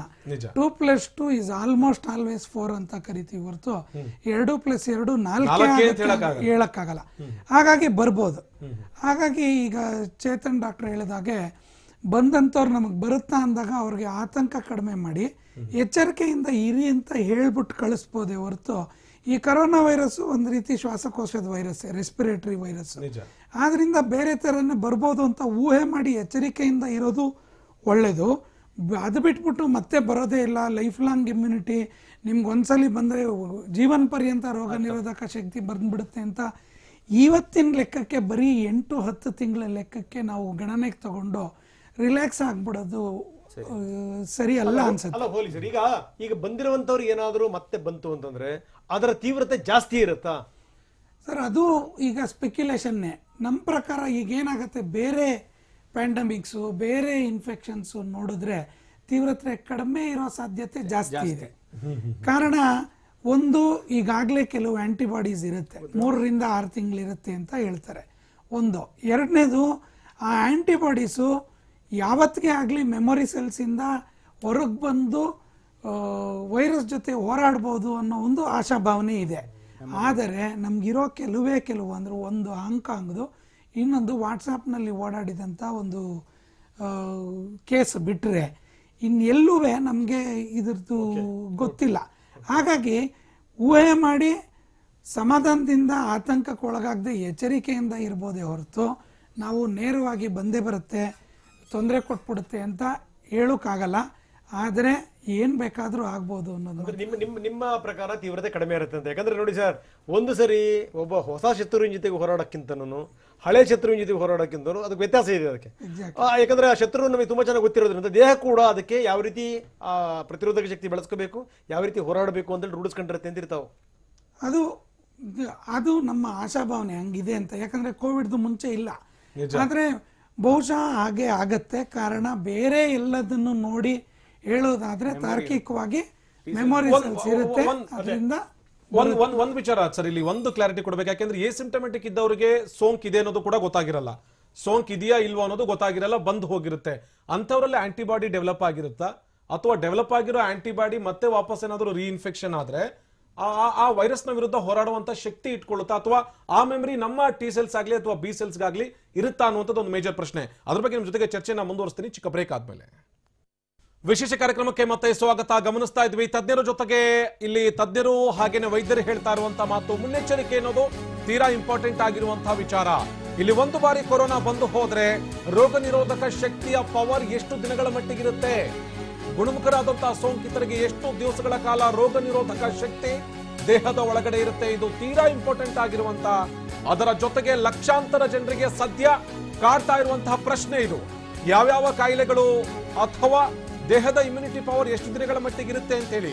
ಒಂದು ಬಾರಿ ಕೊರೋನಾ ಬಂದು ಹೋದ್ರೆ ದೇಹದಲ್ಲಿರುವಂತಹ ರೋಗ ನಿರೋಧಕ ಶಕ್ತಿ ಎಷ್ಟು ದಿವಸಗಳ ಮಟ್ಟಿಗೆ ಮತ್ತೆ ಕೊರೋನಾ ಬಂದ್ರೆ ಹೋರಾಡುವಂತ ಶಕ್ತಿಯನ್ನ ಹೊಂದಿರುತ್ತೆ. ಇಂಥದ್ದೊಂದು ಪ್ರಶ್ನೆ ಈಗ ಸದ್ಯದ ಮಟ್ಟಿಗೆ ಈ ಸೋಂಕು ಬಂದು ಹೋಗಿರುವಂತ ಪ್ರತಿಯೊಬ್ಬರಲ್ಲೂ ಕೂಡ ಕಾಡ್ತಾ ಇರುವಂತಹ ಪ್ರಶ್ನೆ. ಯಾವ್ಯಾವ ಕಾಯಿಲೆಗಳು ಇರುವಂತವರಿಗೆ, ಈಗಾಗಲೇ ಬೇರೆ ಬೇರೆ ಕಾಯಿಲೆಗಳಿಂದ ಬಳಲ್ತಾ ಇರುವಂತವರಿಗೆ ಮತ್ತೆ ವಾಪಸ್ ಏನಾದ್ರೂ ಕೊರೋನಾ ಅಟ್ಯಾಕ್ ಆಗುತ್ತಾ ಅಂತ ಹೇಳಿ ಇದು ಗಂಭೀರವಾಗಿರುವಂತದ್ದು. ಸ್ವತಃ ಇಲ್ಲಿ ಸಚಿವರು ಮಾತನಾಡಿರುವಂತಹ ಮಾತನ್ನು ಕೂಡ ಕೇಳಿಸಿಕೊಳ್ತಾ ಇದ್ವಿ. ಕೊರೋನಾ ಬಂದು ಹೋದವರಿಗೆ ಕೆಲ ದಿನಗಳಿರುತ್ತೆ ರೋಗ ನಿರೋಧಕ ಶಕ್ತಿ. ಇಲ್ಲಿ ಕೊರೋನಾ ಬಂದು ಹೋದ ನಂತರದಲ್ಲಿ ಕೆಲ ದಿವಸಗಳ ಮಟ್ಟಿಗೆ ಮಾತ್ರ ಅಲ್ಲಿ ರೋಗ ನಿರೋಧಕ ಶಕ್ತಿ ಇರುತ್ತೆ. 4 ತಿಂಗಳು ಅಥವಾ 6 ತಿಂಗಳವರೆಗೆ ಮಾತ್ರ ಇಮ್ಯುನಿಟಿ ಪವರ್ ಇರುತ್ತೆ. ಬೇರೆ ಬೇರೆ ಕಾಯಿಲೆ ಇರೋರಿಗೆ ಮತ್ತೆ ಕೊರೋನಾ ದಾಳಿ ಆಗುವಂತಹ ಸಾಧ್ಯತೆ ಇದೆ. ಗಮನಿಸಬೇಕಿಲ್ಲಿ 3 ತಿಂಗಳು, 4 ತಿಂಗಳು ಅಥವಾ 5 ತಿಂಗಳ ಅವಧಿಗೆ ಮಾತ್ರ ಅಲ್ಲಿ ಕೊರೋನಾ ರೋಗ ನಿರೋಧಕ ಶಕ್ತಿ ಇರಬಹುದು. ಸೋಂಕಿನಿಂದ ಗುಣಮುಖರಾಗಿದ್ದೇವೆ ಅಂತೇಳಿ ನೆಮ್ಮದಿಯಿಂದ ಇರೋ ಹಾಗಿಲ್ಲ. ಗುಣಮುಖರಾದವರಿಗೂ 2ನೇ ಸಲ ಕೊರೋನಾ ಬರುತ್ತೆ ಅಂತೇಳಿ ತಜ್ಞರು ಅಭಿಪ್ರಾಯವನ್ನ ವ್ಯಕ್ತಪಡಿಸಿದ್ದಾರೆ.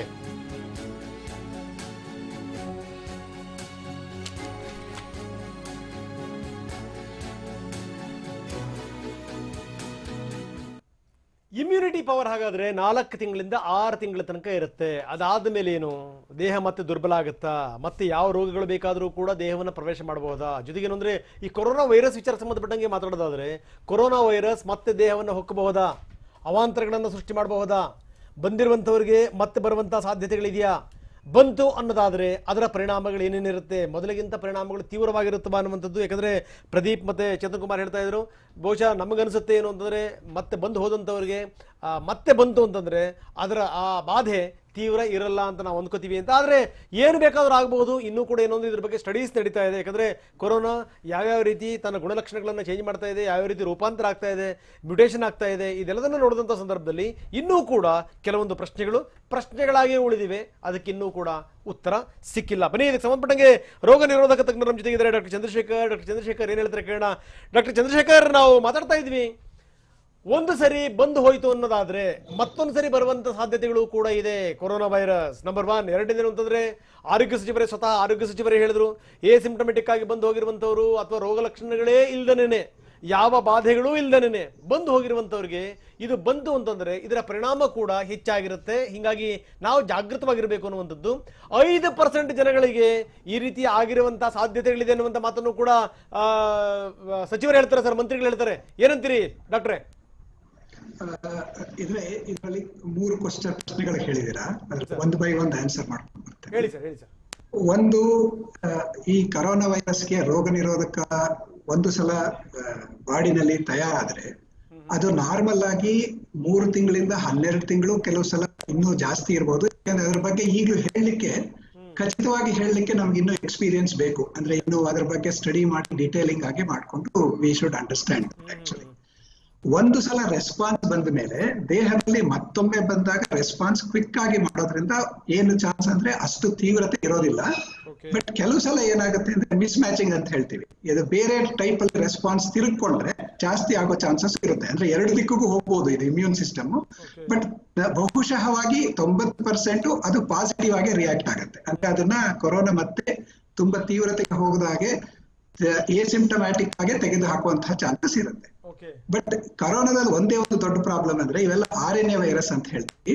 ಅದು ಶೇಪ್ ಬದಲಾಯಿಸ್ಕೊತಾ ಇರುತ್ತೆ. ಅಂದ್ರೆ ಪ್ರತಿ ಒಮ್ಮೆ ಒಂದು ಸರ್ಫೇಸ್ ಅಲ್ಲಿ ಒಂದು A ಅಂತ ಇದ್ರೆ ನೆಕ್ಸ್ಟ್ ಟೈಮ್ ಸರ್ಫೇಸ್ ನಲ್ಲಿ B ಬರುತ್ತೆ, ಅಥವಾ ಅದ್ರ ಮೇಲೆ ಇನ್ನೊಂದು ಬೇರೆ ಪ್ರೋಟೀನ್ಸ್ ಬರುತ್ತೆ. ಈ ತರ ಪ್ರೋಟೀನ್ ಬದಲಾಗೋದ್ರಿಂದ ನಮ್ಮಲ್ಲಿ ಆ ಜಾಗರೂಕತೆಯಾಗಿ ಒಂದು ಇಮ್ಯೂನ್ ರೆಸ್ಪಾನ್ಸ್ ಬಂದಿದ್ರು ಕೂಡ ಸೆಕೆಂಡ್ ಟೈಮ್ ಇಮ್ಯೂನ್ ರೆಸ್ಪಾನ್ಸ್ ಮಾಡಿದಂಗೆ ಅದು ಕವಚ ಬದಲಾಯಿಸ್ಕೊಂಡು ಬಂದ್ರೆ ಅದ್ರ ಮೊದಲೇ ಫೈಟಿಂಗ್ ಮಾಡೋದಕ್ಕೆ ತಪ್ಪಾಗತ್ತೆ, ಅಂದ್ರೆ ಮಿಸ್ ಆಗತ್ತೆ. ಆ ತರ ಆಗೋದ್ರಿಂದ ಕೆಲವು ಸಲ ನಮ್ಗೆ second time immune response robust ಆಗಿ ಬರುತ್ತೆ ಅಂತ ಹೇಳೋದು ಕಷ್ಟವಾಗುತ್ತೆ. ಅದರಿಂದ ಆಲ್ವೇಸ್ ಒಂದು 5 to 10-15% ಚಾನ್ಸ್ ಮತ್ತೆ ರೀಇನ್ಫೆಕ್ಷನ್ ಆಗತಕ್ಕಂತಹ ಚಾನ್ಸಸ್ ಇರುತ್ತೆ. It is a same story ನಾವು ಇನ್ಫ್ಲೂಯೆನ್ಸಾ ಇಂದ ಅರ್ಥ ಮಾಡ್ಕೊಂಡಿರೋದು. ಇನ್ಫ್ಲೂಯೆನ್ಸಾ ಕೂಡ ಅದರ ಶೇಪ್ ಬದಲಾಯಿಸ್ಕೊಳ್ತಾ ಇರುತ್ತೆ. ಪ್ರತಿ ಒಂದ್ಸಲ ಒಂದೊಂದು ಸರ್ಫೇಸ್ ಕೋಡ್ ಚೇಂಜ್ ಆಗ್ತಿರುತ್ತೆ. ಅದರಿಂದ ಪ್ರತಿ ವರ್ಷ ಅದಕ್ಕೆ ವ್ಯಾಕ್ಸಿನೇಷನ್ ತಗೊಳ್ತಾ ಬರ್ಬೇಕಾಗತ್ತೆ. ಮೋಸ್ಟ್ ಲೈಕ್ಲಿ ನನಗೆ ಏನ್ ಅನ್ಸುತ್ತೆ, ಅದರ ಎಕ್ಸ್ಪೀರಿಯನ್ಸ್ ನ ಇದಕ್ಕೆ ಎಕ್ಸ್ಟ್ರಾಪೊಲೇಟ್ ಮಾಡ್ಕೊಂಡ್ರೆ ಕರೋನಾ ವೈರಸ್ ಕೂಡ ಇದೇ ತರ ಬಿಹೇವ್ ಮಾಡಬಹುದು ಅಂತ ಅನ್ಸುತ್ತೆ. ಓಕೆ, ತಮ್ಮ ಪ್ರಕಾರ 10 to 15% ಚಾನ್ಸಸ್ ಇದೆ ಹಾಗಾದ್ರೆ? 5 to 15% ಚಾನ್ಸ್ ಆಫ್ ರಿಕರೆನ್ಸ್ ಅಂತ ಹೇಳ್ತೀವಿ, ಮತ್ತೆ ರೀಇನ್ಫೆಕ್ಷನ್ ಆಗಬಹುದು. ಓಕೆ ಓಕೆ, ಈಗ ರೀಇನ್ಫೆಕ್ಷನ್ ಆಯ್ತು ಅಂತಂದ್ರೆ ಡಾಕ್ಟ್ರೆ, ಅದರ ತೀವ್ರತೆ ಎಷ್ಟರ ಮಟ್ಟಿಗೆ ಇರುತ್ತೆ ಅಂತ? ಆ ತೀವ್ರತೆ ಯೂಶಲ್ ಆಗಿ ಕಡಿಮೆ ಪ್ರಮಾಣದಲ್ಲೇ ಇರುತ್ತೆ. ಯಾಕೆಂದ್ರೆ ನಮಗೆ ಮೊದಲೇ ಸೆನ್ಸಿಟೈಸ್ ಆಗಿರೋದ್ರಿಂದ ಇಮ್ಯೂನ್ ಸಿಸ್ಟಮ್ ಅದಕ್ಕೆ ರೆಸ್ಪಾನ್ಸ್ ಮಾಡ್ಕೊಳ್ಳಕ್ಕೆ ಪ್ರಿಪೇರ್ಡ್ನೆಸ್ ಇರುತ್ತೆ, ಅಂದ್ರೆ ತಯಾರಿ ಇರುತ್ತೆ. ಬಟ್ ಕೆಲವು ಸಲ ಏನಾಗುತ್ತೆ ಅಂದ್ರೆ ಇಮ್ಯೂನ್ ಸಿಸ್ಟಮ್ ಹೇಗೆ ಅಂತ ಹೇಳಿದ್ರೆ it is a very dynamic system. ಇವತ್ತು ಹೇಗೆ ರೆಸ್ಪಾಂಡ್ ಮಾಡುತ್ತೆ, ನಾಳೆ ಹಾಗೆ ಮಾಡುತ್ತೆ ಅನ್ನೋದು 100% ಪಕ್ಕ ಇರೋದಿಲ್ಲ. ಕೆಲವು ಸಲ ಬೇರೆ ವೆರೈಟೀಸ್ ಆಫ್ ಅದರ್ ಫ್ಯಾಕ್ಟರ್ಸ್ಗೆ ಅಂತ ಈಗ ಹೇಳ್ತಿದ್ರೆ ಕೋ ಇನ್ಫೆಕ್ಷನ್ ರೆಸ್ಪಾನ್ಸ್ ಬೇರೆ ತರ ಇರುತ್ತೆ. ಅದ್ರ ಜೊತೆ ಇನ್ನೊಂದು ವೈರಸ್ ಜೊತೆಲೇ ದಾಳಿ ಮಾಡಿದ್ರೆ ಅದೊಂಥರ ಇನ್ಫೆಕ್ಷನ್ ಇರುತ್ತೆ. ಈಗ ನಮ್ಗೆ ಲಾಸ್ಟ್ 2-3 ವಾರದಲ್ಲಿ ಕೆಲವಷ್ಟು ಪೇಷಂಟ್ಸ್ ಅಲ್ಲಿ Covid infection, chikungunya double attacks, ಎರಡು ವೈರಸ್ ಒಟ್ಟಿಗೆ ಬರುತ್ತೆ. ಈ ತರ ಮಲ್ಟಿಪಲ್ ಇನ್ಫೆಕ್ಷನ್ಸ್ ಬಂದಾಗ ರೆಸ್ಪಾನ್ಸ್ ಒಂದೇ ತರ ಇರಲ್ಲ, ಸ್ಟೀರಿಯೋಟೈಪಿಕ್ ಇರಲ್ಲ. ಸೊ ಅದರಿಂದ ನಾವು 100% ಪಾಸಿಟಿವ್ ಡೈರೆಕ್ಷನ್ ಅಲ್ಲೇ ಹೋಗುತ್ತೆ ಅಂತ ಹೇಳಕ್ ಬರಲ್ಲ. But 90% it will always go in right direction and it will salvage the patient. ಅಂದ್ರೆ ಪೇಷಂಟ್ ಗೆ ತುಂಬಾ ಅಫೆಕ್ಟ್ ಆಗದಂಗೆ ನೋಡ್ಕೊಳುತ್ತೆ. ಒಂದ್ಸಲ ಸೆನ್ಸಿಟೈಸ್ ಆದ್ರೆ second time it will be little more better. ಯಾಕೆ ನಾನು ಈ ಮಾತನ್ನು ಕೇಳಿದೆ ಅಂದ್ರೆ, ಒಂದ್ಸರಿ ನಾವು ಮಾತಾಡ್ತಿರುವಂತಹ ಸಂದರ್ಭದಲ್ಲಿ ಡಾಕ್ಟರ್ ಸತೀಶ್ ಇದೇ ಮಾತನ್ನು ಹೇಳಿದ್ರು, ಡಾಕ್ಟರ್ ಮಂಜುನಾಥ್ ಕೂಡ ಇದೇ ಮಾತನ್ನು ಹೇಳಿದ್ರು. ಏನು ಅಂತಂದ್ರೆ, ನೋಡಿ ಆ ರೋಗದ ಬಾಧೆ ಇದೆಯಲ್ಲ ಅದರ ಪರ್ಸೆಂಟೇ ಕಡಿಮೆ ಇರಬಹುದು, ಆದ್ರೆ ಕೆಲವರಿಗೆ 1% ಕೂಡ ಅದು ಕುತ್ತಾಗ್ಬಿಡ್ಬೋದು ಅದು ಪ್ರಾಣಕ್ಕೆ. 5% ಅನ್ನುವಂಥದ್ದು ಈ ದೊಡ್ಡ ರೋಗಗಳಿಂದ ಬಳಲ್ತಾ ಇರುವಂತವ್ರಿಗೆ, ಕೋಮಾರ್ಬಿಡಿಟಿ ಕೇಸ್ ಎದುರಿಸ್ತಿರುವಂತವ್ರಿಗೆ ಅದೊಂದು ದೊಡ್ಡ ಪ್ರಮಾಣದ ಕಾಯಿಲೆಯಾಗಿ ಪರಿವರ್ತನೆ ಆಗ್ಬಿಡ್ಬೋದು ಅಂತ ಅಪಾಯಗಳಿದೆ ಅಂತ ಡಾಕ್ಟ್ರೆ. ಹೌದು, ಅದೇ ಈಗ ನಾನು ಹೇಳ್ತಿದ್ದೇನಂತ ಹೇಳಿದ್ರೆ, 100 ಜನರು ಪೇಷಂಟ್ ಅಲ್ಲಿ ನಾನು ತಗೊಂಡ್ರೆ ಒಂದು 5ರಿಂದ 10 ಪೇಷಂಟ್ಸ್ಗೆ ಸೆಕೆಂಡ್ ಟೈಮ್ ಅಟ್ಯಾಕ್ ಆದಾಗ ತೀವ್ರತೆ ಆಗ್ಬಹುದು. ನಾನು ಯಾವಾಗ್ಲೂ ಏನ್ ಹೇಳ್ತೀನಿ ಅಂದ್ರೆ, ನಾವು ಡಾಕ್ಟರ್ ಆಗಿ ಅಥವಾ ಮೆಡಿಕಲ್ ಫೆಟರ್ನಿಟಿಗೆ ಪ್ರತಿಯೊಂದು ಜೀವವು ಇಂಪಾರ್ಟೆಂಟ್. ನಾನೀಗ 100 ಜನರಲ್ಲಿ 5% ಅಂತ ಹೇಳಿದ್ರೆ ಜನರಲೈಸ್ ಮಾಡಿದಾಗ ಆಯ್ತು. ಆ ಒಂದು ವ್ಯಕ್ತಿಗೆ 100% ಬದುಕಿದ್ರು 100%, ಹೋದ್ರು 100%. ಸೊ ಅದರಿಂದ ಯಾರು ಆ 5% ಅಲ್ಲಿ ಇದೀವಿ ಅನ್ನೋದು ಗ್ಯಾರಂಟಿ ಇರೋದಿಲ್ಲ. ಅದರಿಂದ ನಾವು ಪ್ರಿಕಾಷನ್ ಶುಡ್ ಕಂಟಿನ್ಯೂ. ಸೊ ಅಂದ್ರೆ ಈಗ ನನಗೆ ಅಟ್ಯಾಕ್ ಬಂದಿದೆ, 95% ನಾನು ಚೆನ್ನಾಗಿರ್ತೀನಿ ಅನ್ಕೊಂಡ್ಬಿಟ್ಟಿದೆ, ಲೂಸ್ ಆಗಿದ್ರೆ, ಸೊ ಅವ್ರಿಗೆ ಬೈ ಬ್ಯಾಡ್ ಲಕ್ 5% ಕಡೆಗೆ ಹೋದ್ರೆ ತೊಂದರೆ ಆಗುತ್ತೆ. ಸೊ ಅದರಿಂದ ಪ್ರಿಕಾಷನ್ಸ್ ಕಂಟಿನ್ಯೂ ಆಗ್ಬೇಕು. ಬಟ್ ಏನಂದ್ರೆ ರಾಂಗ್ ಆಗಿ ಹೋಗುವ ಚಾನ್ಸಸ್ ಒಂದು 5% 10% ಇರುತ್ತೆ. ಎಸ್ ಡಾಕ್ಟರ್, ಮತ್ತಷ್ಟು ನಿಮ್ ಜೊತೆ ನಾವು ಚರ್ಚೆ ಮಾಡ್ತೀವಿ. ನಾವು ಹಾಗೆ ನೀವು ಸಂಪರ್ಕದಲ್ಲಿ ಇನ್ನಷ್ಟು ನಾವು ಚರ್ಚೆ ಮಾಡ್ತೀವಿ. ನೋಡಿ, 5% ಅಂತ ಹೇಳಿದಂತ ಸಂದರ್ಭದಲ್ಲಿ ಸಚಿವರು ಅದನ್ನ ವೈದ್ಯರು ವಿರೋಧ ಮಾಡಿದ್ರು, ಇರ್ಲಿಕ್ಕಿಲ್ಲ ಮೋಸ್ಟ್ಲಿ, ಅಥವಾ ಬರಬಹುದು ಅನ್ನುವಂತ ಕಾರಣದಿಂದ ಹೇಳಿರ್ಬೋದು ಅಂತ. ಆದ್ರೆ ಚಂದ್ರಶೇಖರ್ ಇನ್ನೊಂದು ಹೆಜ್ಜೆ ಮುಂದಿಟ್ಟು ಹೇಳಿದ್ರು, 5ರಿಂದ 15% ಈ ಸಾಧ್ಯತೆಗಳಿದೆ ಅನ್ನುವಂಥದ್ದು. ಇದ್ರ ಬಗ್ಗೆ ಇನ್ನಷ್ಟು ಚರ್ಚೆ ಮಾಡ್ತೀವಿ. ಅದರ ಮೊದಲು ಶಾರ್ಟ್ ಬ್ರೇಕ್. ಹಂತದ ಹಂತಕ ವಿಶೇಷ ಕಾರ್ಯಕ್ರಮಕ್ಕೆ ಮತ್ತೆ ಸ್ವಾಗತ. ಗಮನಿಸ್ತಾ ಇದ್ವಿ, ಇಲ್ಲಿ ಒಂದು ಬಾರಿ ಕೊರೋನಾ ಬಂದು ಹೋದ ನಂತರದಲ್ಲಿ ಇನ್ನೊಂದು ಬಾರಿ ಕೊರೋನಾ ಬರುವಂತದ್ದು ಸಾಧ್ಯತೆಯನ್ನು ಲೆಕ್ಕ ಹಾಕ್ತಾ ಹೋದ್ರೆ 5% 10% ಜನರಿಗೆ ಇದು ಕೋವಿಡ್ ಮತ್ತೆ ವಾಪಸ್ ಬರುತ್ತೆ, ಅಥವಾ ಬಂದಂತವರಿಗೆ ತೀವ್ರತೆ ಇರುತ್ತೆ ಅನ್ನೋದಕ್ಕೆ ಹೇಳೋದಕ್ಕೆ ಸಾಧ್ಯ ಇಲ್ಲ, ಅಥವಾ ತೀವ್ರವಾಗಿ ಇರೋದಿಲ್ಲ ಅಂತ ಹೇಳೋದಕ್ಕೂ ಕೂಡ ಸಾಧ್ಯ ಆಗೋದಿಲ್ಲ. ಇದು ಮೆಡಿಕಲ್ ಟರ್ಮ್, ಇದು ಹೊಸ ವೈರಸ್, ಹೇಗ್ ಬೇಕಿದ್ರೂ ಅದು ತನ್ನ ರೂಪಾಂತರ ಮಾಡ್ಕೊಳ್ಬಹುದು ಅನ್ನುವಂತ ಮಾತನ್ನು ವೈದ್ಯರು ಹೇಳ್ತಾ ಇದ್ರು. ಡಾಕ್ಟರ್ ಪ್ರದೀಪ್ ಜಿ ಆಗ್ಲೇ ಹೇಳ್ತಾ ಇದ್ರಿ ಸರ್, ಒಂದು ವಿಚಾರ ಹೇಳ್ತಾ ಇದ್ರಿ ನೀವು ಖಂಡಿತವಾಗಿ.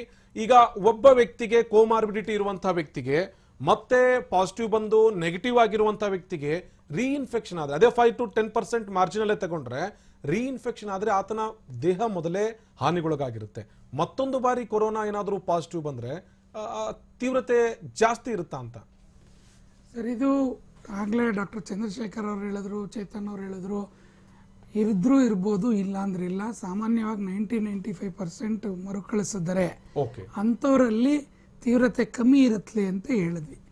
ಇನ್ನೊಂದು ತೀವ್ರತೆ ಜಾಸ್ತಿ ಆಗದೆ ಇರೋದಕ್ಕೆ ನೋಡ್ಕೊಳ್ಳೋಕ್ಕೆ ಸೇಮ್ ಈಗೇನು ನಡ್ಕೋತಿದ್ದೀವೋ ಅದೇ. ಈಗ ಕೋವಿಡ್ ಬಂದಿದೆ, ಬಂದ ನಂತರ ಫಾಲೋ ಅಪ್ ಮಾಡಿ. ಒಬ್ಬರ ಯಾವ್ಯಾವ ಟೈಮಿಗೆ ನಿಗದಿತವಾಗಿ ಈಗ ಟೆಲಿಕನ್ಸಲ್ಟೇಷನ್ ಅಲ್ಲಿ ಫಾಲೋ ಅಪ್ ಮಾಡ್ತಾರೆ, ನೇರ ಹೋಗಿ ಫಾಲೋ ಅಪ್ ಮಾಡೋದು ಇದೆ.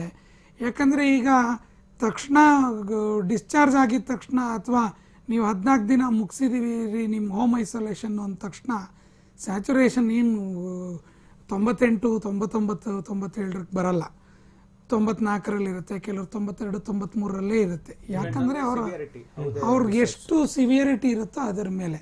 ಸೊ ಆ ಶ್ವಾಸಕೋಶ ಫೈಬ್ರೋಸಿಸ್ ಅಂತ ನಾವೇನು ಹೇಳ್ತೀವಿ, ಒಂಥರ ಮರಗಟ್ಟದಂಗೆ ಆಗೋಗಿರುತ್ತೆ. ಅದಕ್ಕೆ ಕೆಲವು ಫಿಸಿಯೋಥೆರಪಿ ಬೇಕು, ರೆಸ್ಪಿರೇಟರಿ ಥೆರಪಿಸ್ಟ್ಗಳೇ ಇದ್ದಾರೆ.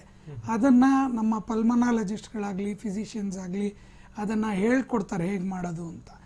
ಇದಕ್ಕೆ ನೀವು ನಿನ್ನೆ ಸಚಿವರ ಇದು ಮಾಧ್ಯಮಗೋಷ್ಠಿ ನೋಡಿದಾಗಲೂ ನಿಮಗೆ ಗೊತ್ತಿರಬೇಕು, ಅವರು ಕೆಲವು ಪೋಸ್ಟ್ ಕೋವಿಡ್ ಕೇರ್ ಸೆಂಟರ್ಸ್ನ ಸ್ಥಾಪನೆ ಮಾಡ್ತೀವಿ ಅಂತ ಹೇಳಿದ್ದಾರೆ. ಇದೇ ಕಾರಣಕ್ಕೆ ಕೋವಿಡ್ ಆದ ನಂತರ ನಾನಾ ರೀತಿ ಸುಸ್ತಿರ್ಬೋದು, ಪೋಸ್ಟ್ ವೈರಲ್ ಕಾಫ್ ಅಂತ ಕರಿತೀವಿ, ಕೆಮ್ಮು, ಈ ವೈರಸ್ ಇನ್ಫೆಕ್ಷನ್ ಆದ್ಮೇಲೆ ಕೆಮ್ಮು, ಮೈಕೈ ನೋವು, ಆರ್ಥರಾಲಜಿಯಾ ಮಯಾಲಜಿಯಾ ಅಂತ ಕರಿತೀವಿ.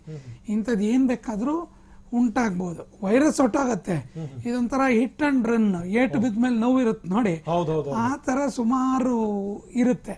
ಅಂಥದಕ್ಕೆ ಐ ಥಿಂಕ್ ಫಾಲೋ ಅಪ್ ಇದು ಒಂದು. ಪೋಸ್ಟ್ ಕೋವಿಡ್ ಬೇಗ ಹೇಗೆ ನಾವು ನಾರ್ಮಲ್ಸಿಗೆ ಬರ್ಬೋದು ಅನ್ನೋದು ಒಂದು. ಎರಡನೇದು, ಅಕಸ್ಮಾತ್ ರೀಇನ್ಫೆಕ್ಷನ್ ಆಗೋ ಸಾಧ್ಯತೆ ಇದ್ದರೆ ಮುಂಚಿತವಾಗಲೇ ಡಾಕ್ಟರ್ಗಳು ನೋಡಿ ಅದನ್ನು ನಿಮಗೆ ಹೇಳಿ ಅದನ್ನು ತಡೆಗಟ್ಟೋ ಸಾಧ್ಯತೆ ಇರುತ್ತೆ, ಅಥವಾ ತೀವ್ರತೆ ಕಮ್ಮಿ ಮಾಡೋ ಸಾಧ್ಯತೆ ಅಂತೂ ಖಂಡಿತ ಇರುತ್ತೆ. ಡಾಕ್ಟರ್ ಚೇತನ್ ಅವರೇ, ಒಂದು ವಿಚಾರ ಹೇಳ್ತಾ ಇದ್ರಿ, ಕಂಟಿನ್ಯೂಸ್ ಆಗಿ ಫಾಲೋ ಅಪ್ ಅನ್ನೋದು, ಅಥವಾ ಕೋವಿಡ್ ಬಂದು ಹೋದ ನಂತರದಲ್ಲಿ ದೇಹದ ಇತರೆ ಭಾಗಗಳಿಗೆ ಆಗಿರುವಂತಹ ಹಾನಿಯನ್ನ ನಾವು ಕಣ್ಣಿಂದ ನೋಡಿದ್ರೆ ಗೊತ್ತಾಗೋದಿಲ್ಲ. ನಾವು ಕಣ್ಣಿಂದ ನೋಡಿದ್ರೆ ನಮ್ಮ ಆಕ್ಸಿಮೀಟರ್ ಅಲ್ಲಿ, ಪಲ್ಸ್ ಆಕ್ಸಿಮೀಟರ್ ಅಲ್ಲಿ ಎಷ್ಟಿದೆ ಅಂತ ಹೇಳಿ ಆಕ್ಸಿಜನ್ ಲೆವೆಲ್ ನೋಡೋದಕ್ಕಾಗಲ್ಲ ಕಣ್ಣಿಂದ, ಅದನ್ನ ಬೆರಳಿಗೆ ಹಾಕಿ ನೋಡಬೇಕು. ಇಂಥದ್ದೊಂದು ಸಂದರ್ಭದಲ್ಲಿ ರೀಇನ್ಫೆಕ್ಷನ್ ಅನ್ನೋದು ಮತ್ತೊಂದು ತರದ ಆತಂಕ. ಇದು ಇಂಥ ಸಂದರ್ಭದಲ್ಲಿ ಬಂದು ಹೋದಂತವ್ರು ಎಷ್ಟು ಎಚ್ಚರಿಕೆಯಿಂದ ಇರಬೇಕು ಅಂತ. ಹೌದು, ಈಗ ಬಂದು ಹೋಗಿರೋರಲ್ಲಿ ಅದು ತೀವ್ರತೆ ಮೇಲೆ ಡಿಪೆಂಡ್. ಎಷ್ಟು ಜನ ಮೈಲ್ಡ್ ಸಿಂಪ್ಟಮ್ಸ್ ಜೊತೆ ಹೋಗಿದ್ದಾರೆ, ಎಷ್ಟು ಜನ ಮಾಡ್ರೇಟ್ ಜೊತೆ ಹೋಗಿದ್ದಾರೆ, ಎಷ್ಟು ಜನ ಸಿವಿಯರ್ ಆಗಿ ಹೋಗಿದ್ದಾರೆ. ಅಂದರೆ ICUಯಿಂದ ರಿಕವರ್ ಆದವ್ರಿಗೆ ಸ್ವಲ್ಪ ಲಂಗ್ ಫೈಬ್ರೋಸಿಸ್ ಇರುತ್ತೆ, ಅವ್ರಿಗೆ ಸ್ಯಾಚುರೇಷನ್ ಬಹುಶಃ ನಾವು 90-92 ಇರುತ್ತೆ ರೂಮ್ ಏರ್, ಅದು ವಾಕ್ ಮಾಡಿದ್ರೆ ಇನ್ನೂ ಸ್ವಲ್ಪ ಕಮ್ಮಿ ಆಗುತ್ತೆ. ಸೊ ಅಂಥವ್ರಿಗೆ ಏನು ಮಾಡಬೇಕು, ಪ್ರತಿ ಸಲ ಫಾಲೋ ಅಪ್ ಮಾಡಿಕೊಂಡು ನಾವು ನೋಡ್ತಾ ಇರಬೇಕು. ಅವ್ರ ಆಕ್ಸಿಜನ್ ಪಲ್ಸ್ ಆಕ್ಸಿಮೆಟ್ರಿ ಮಾನಿಟರ್ ಮಾಡಬೇಕು. ಆ ಮಾನಿಟರ್ ಮಾಡೋ ಇದನ್ನೇ ಪೋಸ್ಟ್ ಕೋವಿಡ್ ಕೇರ್ ಅಂತ ಹೇಳೋದು. ಅದ್ರಲ್ಲಿ ಪೋಸ್ಟ್ ಆರ್ಥರಾಲಜಿ ಆಗ್ಬೋದು, ಪೋಸ್ಟ್ ವೈರಲ್ ಕಾಫ್ ಆಗ್ಬೋದು, ಇದೆಲ್ಲ ಆಗ್ಬೋದು. ಸೊ ನಾವು ಏನು ಮುಖ್ಯ ಅಂದರೆ ಡಿಸ್ಚಾರ್ಜ್ ಆದ ನಂತರ ಆಸ್ ಪರ್ ಫಾಲೋ ಅಪ್ ನೀವು ಬಂದು ಹೋಗ್ತಾ ಇದ್ರೆ ಕೆಲವ್ರಿಗೆ ನಾವು ಹೋಮ್ ಆಕ್ಸಿಜನ್ ಕಾನ್ಸಂಟ್ರೇಟರ್ ಕೊಟ್ಟು ಕಳಿಸಿದ್ವಿ. So it depends on that. So ನಾವು ಯಾವ ರೀತಿ ಯಾವ ಥರ ಪೇಷಂಟ್ಸು, ಎಲ್ಲರೂ ಒಂದೇ ಥರ ಅಲ್ಲ. ಎಲ್ಲ ಕೋವಿಡ್ ಪೇಷಂಟ್ಸ್ ಯಾರು ಡಿಸ್ಚಾರ್ಜ್ ಆಗಿದ್ದಾರೆ ಎಲ್ರಿಗೂ ಕಾಂಪ್ಲಿಕೇಶನ್ಸ್ ಆಗಲ್ಲ, ಬಟ್ ಕಾಂಪ್ಲಿಕೇಶನ್ಸ್ ಆಗುತ್ತೆ ಅನ್ನೋ ಒಂದು ಪರಿಜ್ಞಾನ ಇರಬೇಕು. ಅದಕ್ಕೆ ನಾವು ಆಂಟಿಕೋಗ್ಲೆಂಟ್ ಕೊಡ್ತೀವಿ, ರಕ್ತ ಹೆಪ್ಪುಗಟ್ಟಬಾರ್ದು ಅಂತ 2 months. ನಂತರ ಸ್ವಲ್ಪ ಯೋಗ ಪ್ರಾಣಾಯಾಮ ಎಕ್ಸಸೈಸಸ್ ಈ ಥರ ಎಲ್ಲ ಹೇಳ್ಕೊಡ್ತೀವಿ. ನಂತರ ಇದು ಏನು ಹೇಳ್ತೀವಿ, ಆರ್ಥರಾಲಜಿ ಬಂದರೆ ಅದಕ್ಕೂ ಟ್ರೀಟ್ಮೆಂಟ್ ಇದೆ. ಸೊ ಪೋಸ್ಟ್ ಕೋವಿಡ್ ಕೇರ್ ಏನಿದೆ ಅದನ್ನ ನಾವು ಮಾಡ್ಕೋಬೇಕು. That doesn't mean post Covid care ಯಾರು ಬರ್ತಾರೆ ಅವರೆಲ್ಲ ಇನ್ನೂ ವೈರಸ್ ಹಂಗೆ ಬೆಳೀತಾ ಇದೆ ಅವ್ರ ದೇಹದಲ್ಲಿ, ಹಂಗಲ್ಲ. So viable virus majority of the cases 10 days, severe ಕೇಸಸ್ಗೆ 20 days ತನಕ ಇರುತ್ತೆ.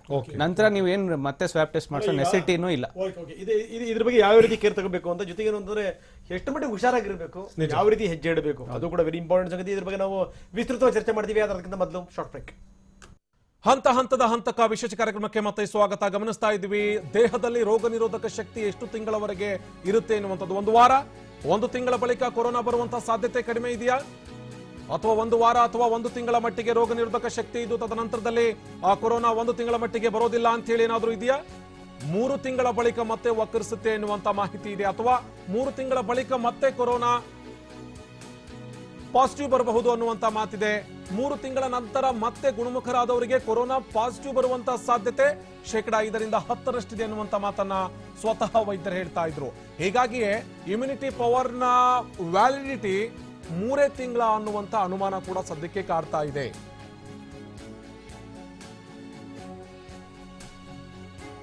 ಇಲ್ಲಿ ಗಮನಿಸ್ತಾ ಇದ್ವಿ, ವ್ಯಾಲಿಡಿಟಿ ಕೇವಲ 3 ತಿಂಗಳ ಅನ್ನುವಂತ ಮಾತು ಕೂಡ ಇತ್ತು. ಅದರ ಜೊತೆಗೆ ಈ ಕೊರೋನಾ ಬಂದು ಹೋದ ನಂತರದಲ್ಲಿ ಇಮ್ಯುನಿಟಿ ಪವರ್ ಅನ್ನೋದು ಎಷ್ಟು ದಿವಸಗಳ ಮಟ್ಟಿಗೆ ಉಳ್ಕೊಳ್ಳುತ್ತೆ, ಎಷ್ಟು ದಿವಸಗಳ ಮಟ್ಟಿಗೆ ಮತ್ತೊಂದು ಬಾರಿ ಏನಾದರೂ ಕೊರೋನಾ ಪಾಸಿಟಿವ್ ಬಂದ್ರೆ ಅದರ ವಿರುದ್ಧ ಹೋರಾಡುವಂತ ರೋಗ ನಿರೋಧಕ ಶಕ್ತಿ ಇರುತ್ತಾ ದೇಹಕ್ಕೆ ಅನ್ನುವಂಥದ್ದು ಕೂಡ ವೆರಿ ವೆರಿ ಇಂಪಾರ್ಟೆಂಟ್. ನಮ್ಮ ಜೊತೆಗೆ ಸ್ವತಃ ಆರೋಗ್ಯ ಇಲಾಖೆ ಸಚಿವರಾಗಿರುವಂತಹ ಡಾಕ್ಟರ್ ಕೆ ಸುಧಾಕರ್ ಅವರು ಜಾಯಿನ್ ಆಗಿದ್ದಾರೆ. ಡಾಕ್ಟರ್ ಸುಧಾಕರ್ ಅವರೇ, ನಿನ್ನೆ ಮಾತನಾಡುವಂತ ಸಂದರ್ಭದಲ್ಲಿ ಹೇಳ್ತಾ ಇದ್ರಿ, ಈ ರೀಇನ್ಫೆಕ್ಷನ್ ಅನ್ನುವಂತಹ ರೇಟ್ ಅಟ್ಲೀಸ್ಟ್ 5% ಆದ್ರೂ ಇದ್ದೇ ಇರುತ್ತೆ, ಎಚ್ಚರಿಕೆಯಿಂದ ಇರಿ ಅಂತೇಳಿ. ಈ ಯಾವ ರೀತಿಯಾದಂತಹ ಸ್ಟಡಿ ಆಗಿದೆ, ಅದ್ರ ಜೊತೆಗೆ ಏನನ್ನ ಉಲ್ಲೇಖ ಮಾಡಿ ಮಾತನಾಡ್ತಾ ಇದ್ರಿ ನಿನ್ನೆ ಮಾತನಾಡುವಂತ ಸಂದರ್ಭದಲ್ಲಿ?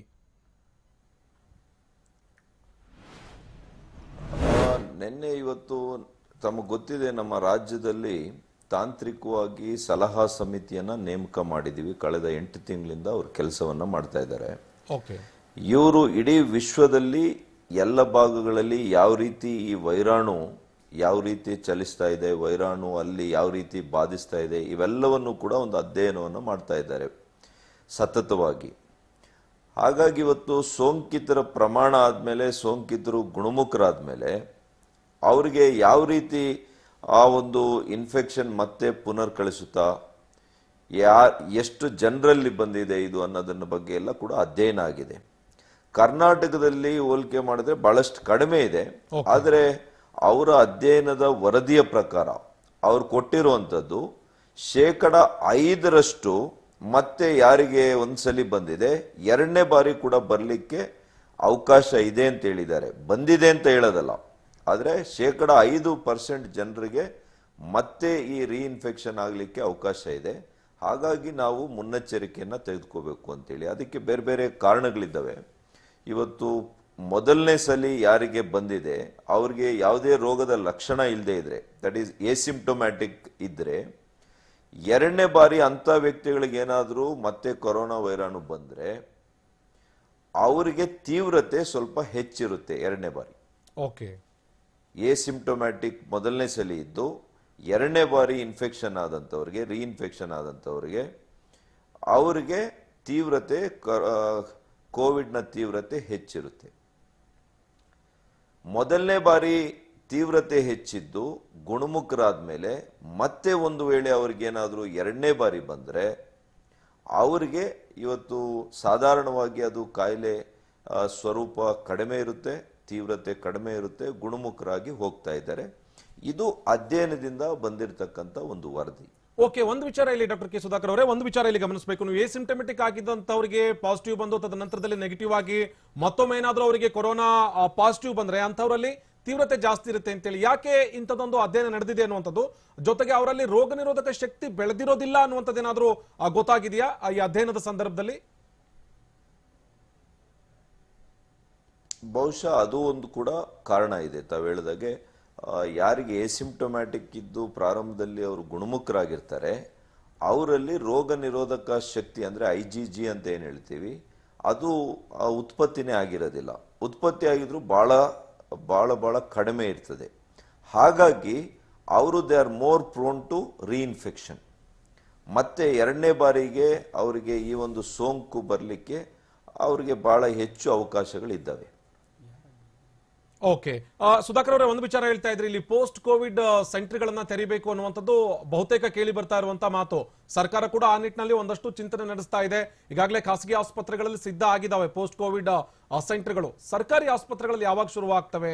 ಅಥವಾ ಡಾಕ್ಟರ್ ಪ್ರದೀಪ್ ಹಾಗೆ ಡಾಕ್ಟರ್ ಚೇತನ್ ಕುಮಾರ್ ನಮ್ಮ ಜೊತೆಗೆ ಇಲ್ಲಿ ಜಾಯ್ನ್ ಆದಂತಹ ಸಂದರ್ಭದಲ್ಲಿ ಹೇಳ್ತಾ ಇದ್ರು, ಈ ಕೋವಿಡ್ ಬಂದು ಹೋದ ನಂತರದಲ್ಲಿ ಬೇರೆ ಬೇರೆ ರೀತಿಯಾದಂತಹ ಸಮಸ್ಯೆಗಳಾಗ್ತಾ ಇದಾವೆ. ಅದು ಲಂಗ್ಸಿಗೆ ಸಮಸ್ಯೆ ಆಗಿರ್ಬೋದು, ಅಥವಾ ಹಾರ್ಟಿಗೆ ಸಮಸ್ಯೆ ಆಗಿರ್ಬೋದು, ಅಥವಾ ತೀರಾ ಸುಸ್ತಾಗಿರುತ್ತೆ ಅಥವಾ ಸುಸ್ತಿರುತ್ತೆ ಅನ್ನುವಂಥದ್ದು.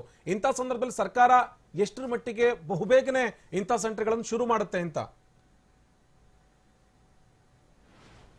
ಇಲ್ಲ, ಈಗ ನಿನ್ನೆನೆ ತಕ್ಷಣ ನಾವು ಕಾರ್ಯಪ್ರವೃತ್ತರಾಗಿದ್ದೇವೆ.